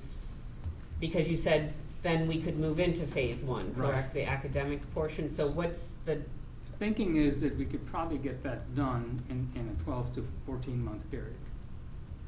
Okay. Yeah, so what you would look to do is, the demolition is something you want to hit during the summertime. Correct. You want to do that separation of the building your separation walls, and then allow the construction to start. So, if everything goes right, as Rusty's talking about, demo the construction, then you got 12 months to actually build that 3-story addition, rather, then hopefully the kids can move in. Now, the only fallback, until you get work all the details out, if that doesn't happen, the kids just stay where they are, which you have the whole issue. You'd like to do demolition as much as you can when the kids aren't there. So that's the goal. Correct, okay. And if you're on schedule for the students to come back in that fall, then you'd actually start, you'd have to have some confidence in that, then you'd start the demo of the second phase at that point. Because again, it's done during the summer, so you're dealing with hazmat, you don't have to worry about students being in the school when you're demolishing and removing hazardous material. Okay, so moving forward, because I know the state, I believe, makes their determination in December as far as projects, school projects, so that's what we're geared for our vote. So what's a realistic? So it's a priority list goes and it's published on December 15th. Okay. But you have to have your decision no later than November 15th. Okay. Okay, so I don't want you to think, you have to December. It's all written up, November 15th, we drop that date. Okay, all right. So what's the time frame for, how soon would you start to get construction documents, get everything, put it out to bid? Are you looking at 2021 or into 2022 for start? So that's the challenge, because the estimates, everything has been done based on a start in 2021. And the further out this decision goes in terms of going through this process and starting the documentation, et cetera, the tougher the challenge. So we looked at a schedule as to how can we achieve 2021, because that would be ideal. Right now, what's happening in construction is that people are looking for work, and so the bids that go out in the spring and late spring and early summer next year, we're expecting some really good results. Bids that have come in right now, we've just had a project that's came in $5 million under, because people are looking for work, and that's projected to hold through into the spring and summer of next year. So to try to achieve that, what we're thinking one would have to do is do a 2-phase approach. In other words, you would do the demolition packages, the foundation packages, and the site package, and get that out to bid right away so that you could start that work immediately. And then concurrently, you'd be still working on the rest of the packages, but you can then take more time to finish the design and documents so that you could then bid that second phase, so that it's a continuous effort, but you get your construction started earlier. I do have a schedule. It's not in this presentation. That wasn't, and I can certainly provide that to you. What's the typical square footage price that you expect? Right now, what are we at, 5 something? A little bit more. On the phased option, we're more because of the duration of it and everything. So roughly, we've been seeing schools come in at, $580 a square foot construction cost up to over 600 in that range. It comes back to, when it's hard to compare because how much demolition you have to do, what you're working around on a site. Sometimes, that's why if you'll see, we'll say a new high school, it's at this cost, project cost, and you say, how come ours isn't that cost? But they don't have a demolition of a school, you know what I mean? So, right, so why I'm asking is how do you know if it's coming under, like you mentioned, under 5 million? How would you gauge that if you don't know? So what'll happen is, as a building committee, if you were to approve this, the next step would be the town of Branford would solicit for architects and construction managers. All right, so you hire them both and they'd start proceeding with the design. As the architect proceeds along with the design, the construction manager estimates the project as he proceeds, at schematic, DD, and construction documents, keeping you on budget all the way through. So like, what you're talking about, if you know there's gonna be an issue before you're going out to bid, either you have some deduct alternates or you made some changes in the documents to make sure you're on budget. Right, but the final test is always when you go out to bid. So even though you guys are approving this, you still have to publicly bid everything and go through that, and you won't authorize or proceed, make sure it's on budget. But you don't wanna try to anticipate that you're gonna get low bids. You wanna base everything very conservatively, and that's what we've done. Is we've said, okay, this is the price, and if it comes in, if we hit it right, when it goes out to bid, then it's. Yeah, because materials are not underpriced right now. You're correct. They're inflated. We're material, Yeah. right. And that's why we're carrying 4% escalation to the start of bid on this project. And that's when Rusty talked about July 21. So we're carrying actually 6% of the cost is for escalation. Right. And then just as a comment, or a question, when we talked about, in one of the slides, you talked about the basement and the water. How much, the whole school's not a basement. No, that basement is really. It's a where small the locker segment, rooms are right? on, right adjacent to the Right. gym, that area is where the basement is. So in the renovate option, we demolished that entire piece down to the ground so that basement would not exist in the renovator's new option. So that's how we approached it, and we would have built a new addition right there for the locker rooms. Okay. Because that would be the right way to do it. My other question is, can someone describe 21st century learning versus, I guess that would be, 1999 versus 2000? I know it's not quite like that, but I hear the phrase, but I have no idea what we're talking about. 21st century learning is that learning takes place every place within a building, outside the building. It's not just within the classroom. And that's why when we looked at Morgan High School, there were pods in different spots. Kids get together with the teacher, or they get together as a group of kids. Learning is different, it's mobile. It's not just within the confines of a classroom. We watch the kids like in a media center, or you see them even outside. They're using some of their wetlands for instruction.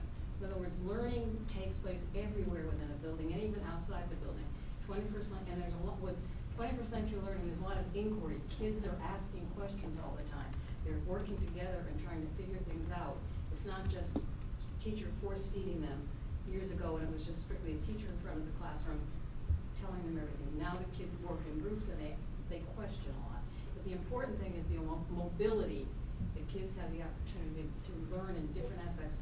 And the thing that really hit me when I went to that school was the kids are all using laptops or computers. The books are a thing of the past. There's all different ways to learn, and that's what 21st century learning is. It also, what we do is create spaces that are not just all regular sized classrooms that you would see typically. They're different sized rooms. And so it really depends on how many students. For instance, you don't have a large student population, so your class size will vary between 13 to 22, So right size the spaces within where the instruction is occurring. Create an environment where there's flexibility. So there's folding partitions that open up. So if you have a larger group, you still have a larger space for the students to be in. We have collaboration rooms where teachers, multiple teachers can collaborate in that particular room. Not every, and so when you look at the count of the rooms, we've actually gone down in the count of rooms as well, because the rooms are used all through the day. They don't, it's not some rooms are dedicated to a teacher, other rooms are not dedicated to a teacher, so anybody can come in and use that room, thereby giving it greater efficiency. Okay, thank you.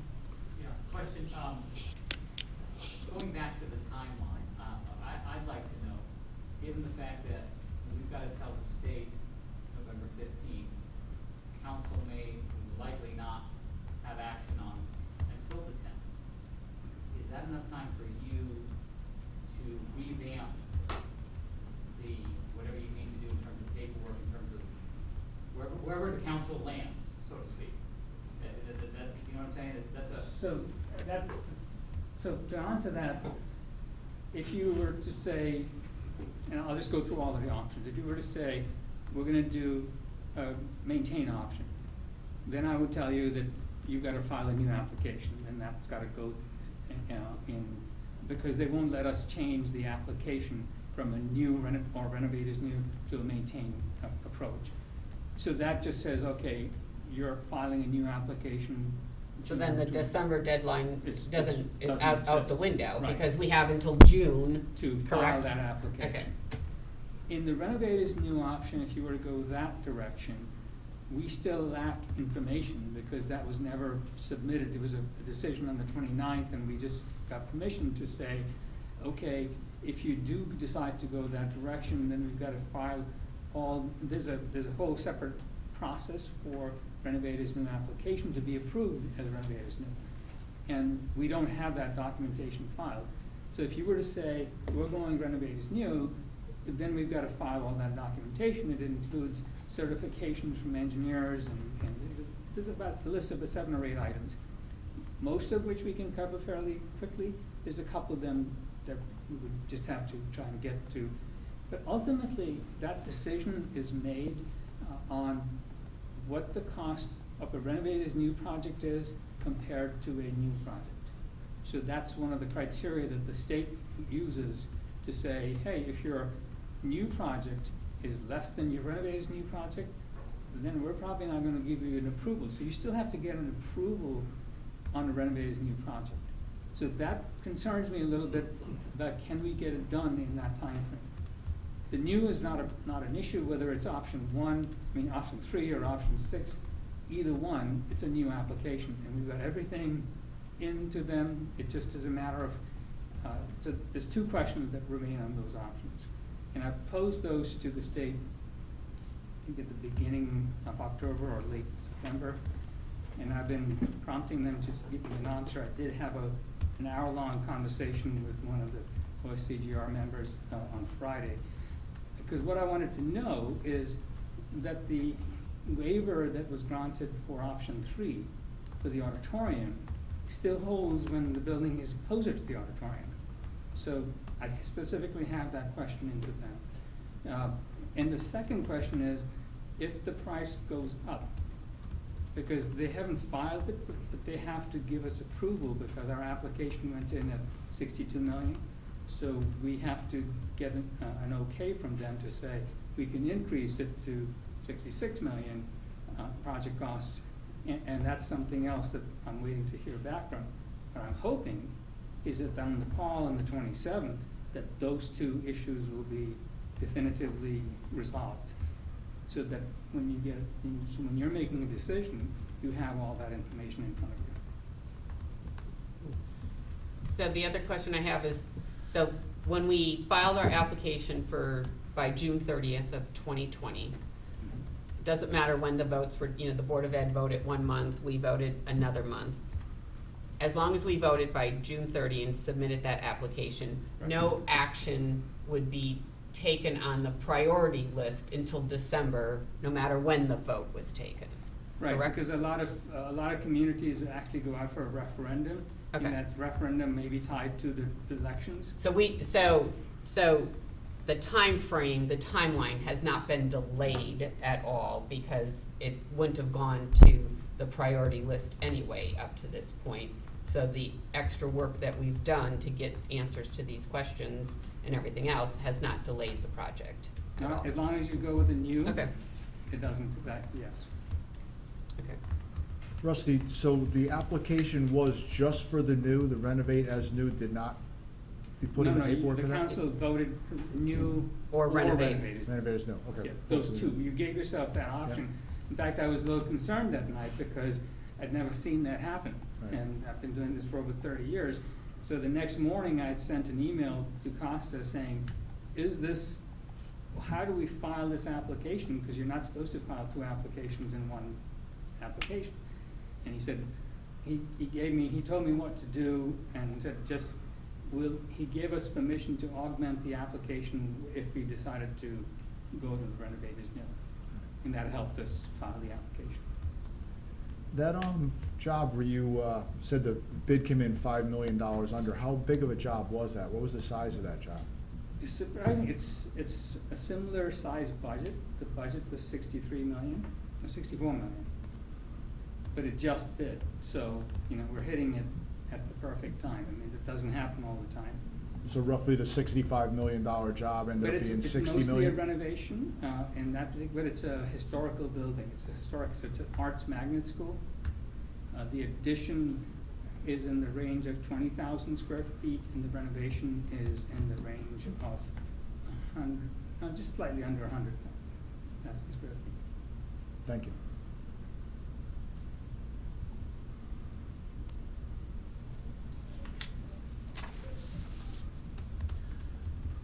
Any more questions?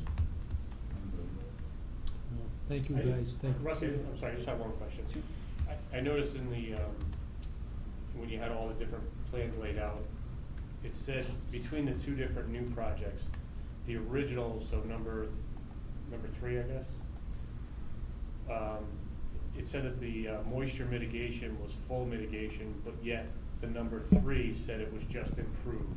If they're both new schools, why is one improved and why is one full mitigation? Oh, in the renovate, it was the renovated new and the new. No, it was the new, it was 6 and 3. And the original one that. No, it's full mitigation in both. Yeah. Yeah. Option 3 and option 6 are together there. All right, my eyes are failing me. I apologize. Well, you cut and paste sometimes and you mess up. So I was thinking maybe I did. So just curious, what were options 4 and 5? They were different versions Of what? the new building at a different location. Oh, okay. So we were trying. Right, okay, so it was the other 2 locations, but by the Right. tennis courts and the one way at the end of the parking lot. Actually, there were even others. Oh, okay, all right, so we don't need to see those, that's fine. Okay. Any other questions? No, we're good. No. Thank you, guys. Appreciate it. Thanks a lot. Thank you. Thank you.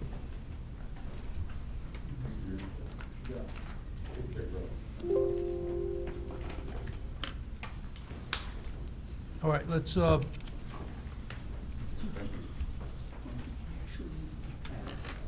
did make hard copies. Oh, good. Of the I whole was gonna- presentation, so I can. Did you take your USB port out of that? Yeah. Okay. So can I just give?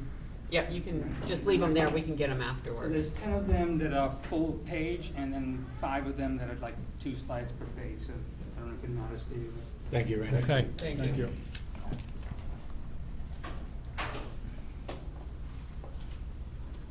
Okay, thank you. Good night.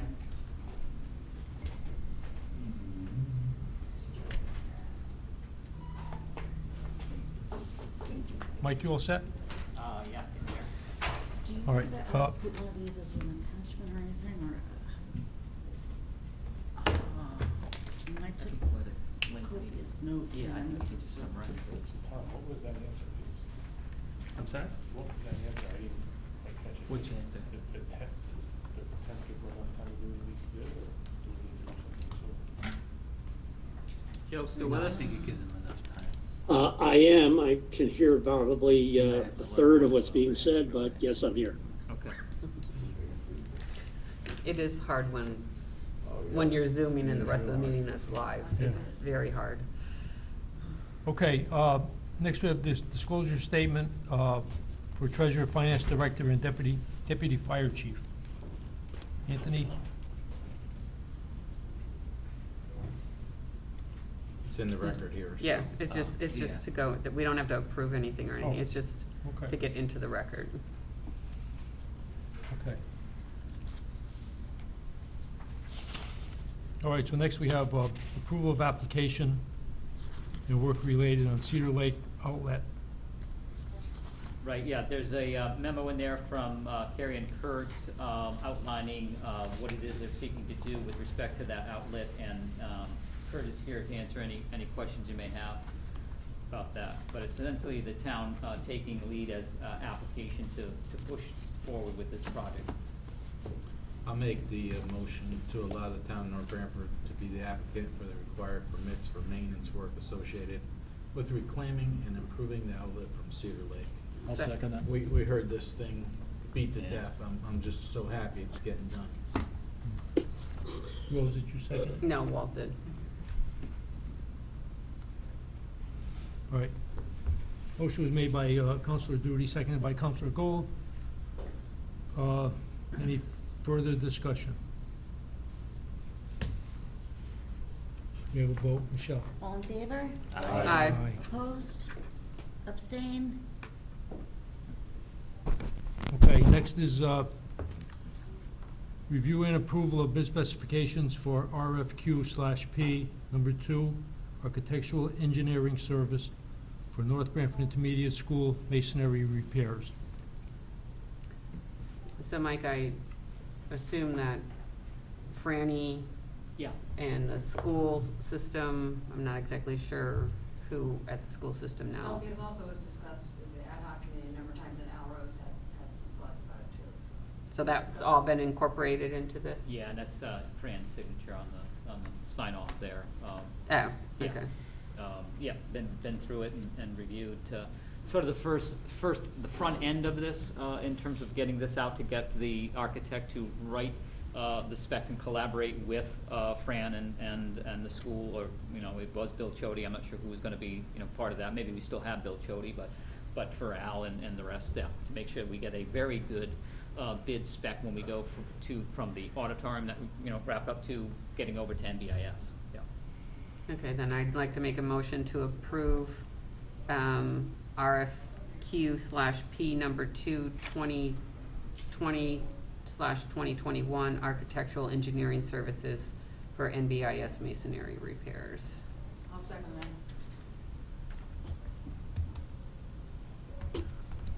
Okay, motion was made by Counselor Angeloni, seconded by Counselor Diamond. Any further discussion? We have a vote, Michelle? Sure, with all in favor? Aye. Opposed? Abstain? Okay, next is award of bid number 6, 2020-2021, contractor equipment rental. Right, and this is a long list, not really approving any one contractor, but approving in totality this list that the Public Works Department and, primarily the Public Works to choose from the list of which equipment that they need. We do this on an annual basis, and I think we've got a pretty strong response through this process. Okay, I'd like to Looking make for- a motion to approve bid number 6, 2021 contractor equipment rental.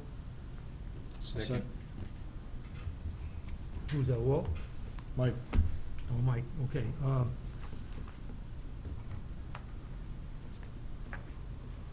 Motion was made by Counselor Angeloni, seconded by Counselor Duty. Any further discussion? We have a vote, Michelle? All in favor? Aye. Opposed? Abstain? Next, we have potential bond impact capital projects. As Councilor Angeloni had mentioned at the Finance Committee meeting, in your packet, you have the 3 projects bonding in total And what I was asked to do was to break them out into the individual projects, to see what the impact would be. And I apologize, I didn't make it in the packets, but the numbers add, if you look at the, what's in your packet for the total, this breaks the three projects up and breaks it, I think it's $372 in year one, breaks it up into various components. The high school, the police station, Thanks. and the communications. What I will also make sure that the point is understood is that these are the numbers that were kicked around back in May when Mark Chapman made his initial estimates of the bonding scenarios. And as we just heard, the number on the high schools is going to be slightly different. The number on the police station is not in concrete yet, and neither is the number in the communications project. So we're kind of still working with some soft numbers, if you will. But it does have the three different projects broken down, the impact. First one being the high school, the next one being just the police station, and the last one being just the communications project. So again, if you go back to what's in your agenda package, you look at year one, you're saying it's $372. And again, in your agenda packet also, we did work with Dave Ambrose, the assessor. One of the pages in your agenda packet talks about the lower end house, median house, and then a higher end house, what he gave me the numbers. And that's what was plugged into your sheets. The first sheet on each of the packets, a fair market value of $216,000. The second page, a fair market value of $292,000. And the third page, a market value of $394,000. And the last page, page 4 of each of the packets, is kind of to try to figure out what the impact of the business community would be. So we went by the personal property and real estate and kind of equated it to mill rate and said, okay, for every $100,000 of real estate and personal property that the business has, that would be the financial impact. Again, so each of the three projects, the high school, the police station on its own, or the communications on its own. So again, I just want to just caution you that the numbers are soft. And again, I think as we all know, the numbers, just based on what Rusty told us, are going to change on the big project. And again, the other two projects are also soft numbers. But this gives you the perspective. Again, $372 in option one. $293 of it is made up of the high school. $56 is made up of the police station, and $22 is made up for the communications project. But again, these are numbers that were driven back in May and subject to change. But it does just give you the what's in your agenda packet is in total of all three, and this breaks it up by the three different projects separately. So on the page with the three different levels of the modest, mid-level, and high, and then it says number of accounts. Yes. So that's the number of residences that went into that Yes. calculation to Correct. get that medium Yes, market that's- value? Okay. Yep, exactly.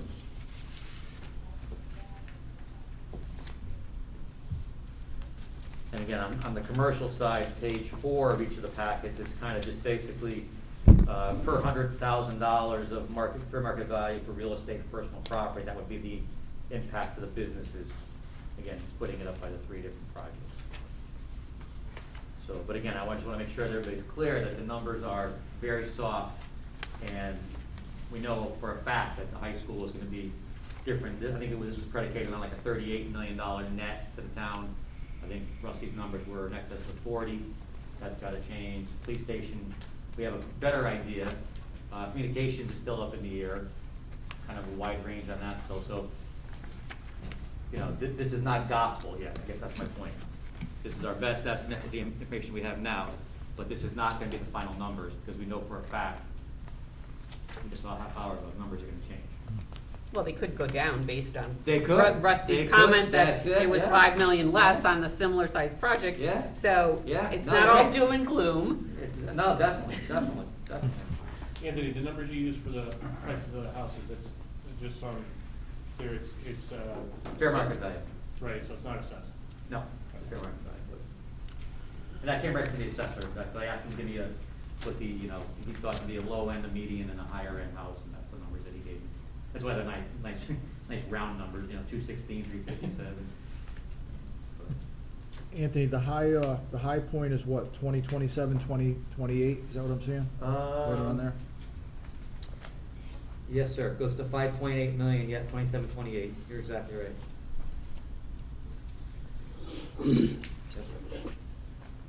So about 6 or 7 years out's the high point. Yeah, yeah. Again, this was also what Mark was trying to accomplish here was we have, if you look to the far left-hand side of the page, you'll see that, it's 3.8, this is the current existing debt, 3.8, 3.7, there's a significant drop off in 25, 26 from 3.2 down to 1.8 million. And what he's trying to do is to time the new bonds hitting so that they kind of fall into that time frame. So, instead of enjoying that significant decline, we'll kind of keep it a level debt service, which is the goal of any good budgeting, is to keep your expenses level as best you can. So that's what Mark is trying to do. And again, the numbers, Rose is 100% correct, if the numbers come into our favor, we're gonna bond, I already worked with Rusty a little bit as far as how much upfront money he needed. About I think 4.2 million was his upfront estimate for architectural things along that line. And I got similar information from Bill Silver regarding the police station, the timeline as far as cash flow. And then there'll be a meeting this week regarding the communications piece. And once we get that finalized, we'll have a time frame on that as well. So that'll dictate as far as how much money we sell in short-term notes, how much money we need to have to get the ball rolling in all three projects. So again, you have these, please be aware this is not gospel yet. All three of these projects are soft. Thanks. Okay, thanks. Thanks, Anthony, nice job. Okay. Next, we have changes to the 2020-2021 CIP. What you have in front of you is a memo. Throughout the, after the year ended and there were some significant savings, you allowed various departments to transfer money out to the 2021 CIP, and those sheets are attached for your reference as well. So basically, you've kind of already approved the funding. This is just the second phase of it to actually add it to the 2021 CIP, and these are all going to be on the second page in of your packet is the starting point, it's called. That's how the CIP was, if you look at your budget book for this year. And then the next third page in is another column popped up called other funding, 517,000. Those are the projects that you allowed other departments to move money forward. And that's basically what you're trying to do here, is just kind of dotting the I's and crossing the T's and actually putting these projects onto the CIP with a funding source called other funding. I'd like to make a motion, be it hereby resolved that the North Branford Town Council adds to the 2021 capital improvement plan the following items as listed. In each of the cases, the other funding relates to savings that the department garnered in 2019-20 and received permission on the date listed to transfer those savings to the 2021 CIP for the projects identified. Second. Do you want to list the projects, Rose, think, or no? Is it worth listing? No. See attached. As an attachment. Yeah, it'll just be, we'll just list them all. Okay, motion was made by Councilor Angeloni, seconded by Councilor Duty. Any discussion? Have a vote, Michelle? All in favor? Aye. Opposed? Abstain? Okay, next we have financial report for September 30th, 2020, both formats. What you have in front of you is the traditional format, both in an exploded form, if you want to call it that, and an abbreviated form with 3 columns to the right versus 5 columns to the right, which you usually see. And then you also have in your packet as well the sheets that make that up, the detail of the revenue accounts and the expense accounts, which again I think is productive. The other packet you have there is the new style report, which being 25% in 3 months into the year, those are the budget that the department should be at, and you'll see the differences to the right column. There's very few departments. initial criteria was 5% deviation either way, you wanted them to come before you. And I think it's safe to say that until we get latter part of the year, this report really has minimal value, quite honestly. Everybody would be coming before you with excuses or explanation, I should say. So going back to the traditional report, tax collections, again, just about on target with last year, 52.9 compared to 53.0. Revenue in total is up 43.6 compared to 43.0. And on the expense side of the house, we're running under budget compared to last year, 24.5% this year compared to 26.4% last year. No departments are overexpended, and it's unremarkable.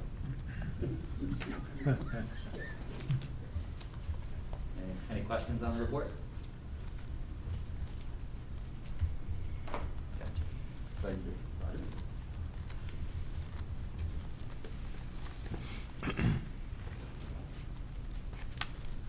All right, next we have approval of tax refund. So moved. Second.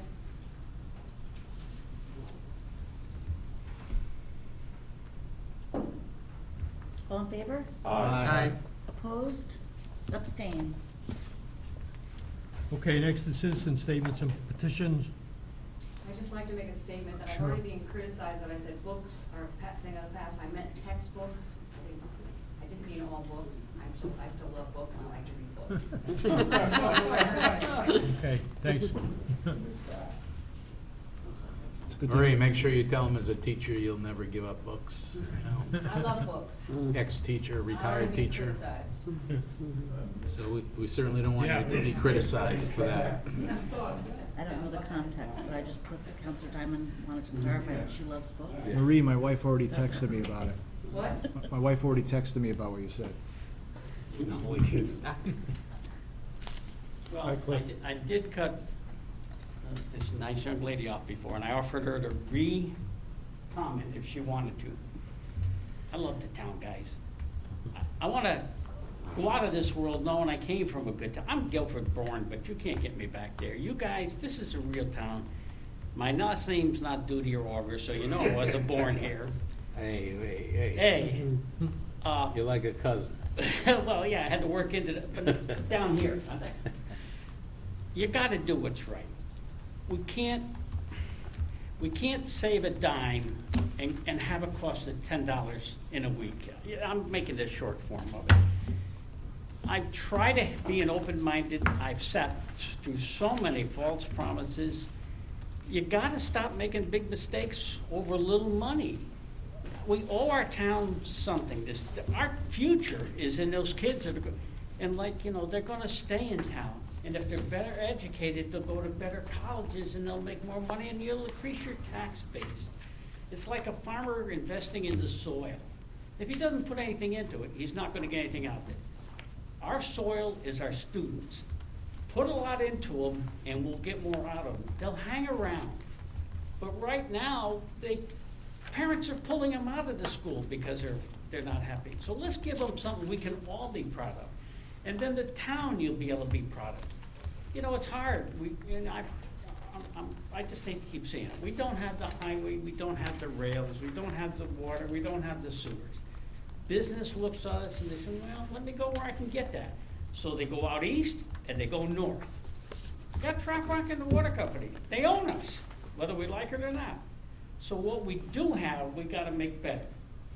And so we gotta work and gotta give the kids a school that's gonna be, and like we found out with NBIS, once you open up a can of worms, you can't get the worms all back in. And I'm gonna keep going to that. And we're gonna have a lot more talk about that once you open that wall up. But if we don't do something proper right from the beginning and build a new school, then you're gonna have two can of worms right next to each other. And we can have a fishing derby. I'll leave it at that. Thank you. So you're in favor of a new school, right? I am. Okay. Thank you. And if you need me to reaffirm it, I can do that. No, I think you got it. Thank you.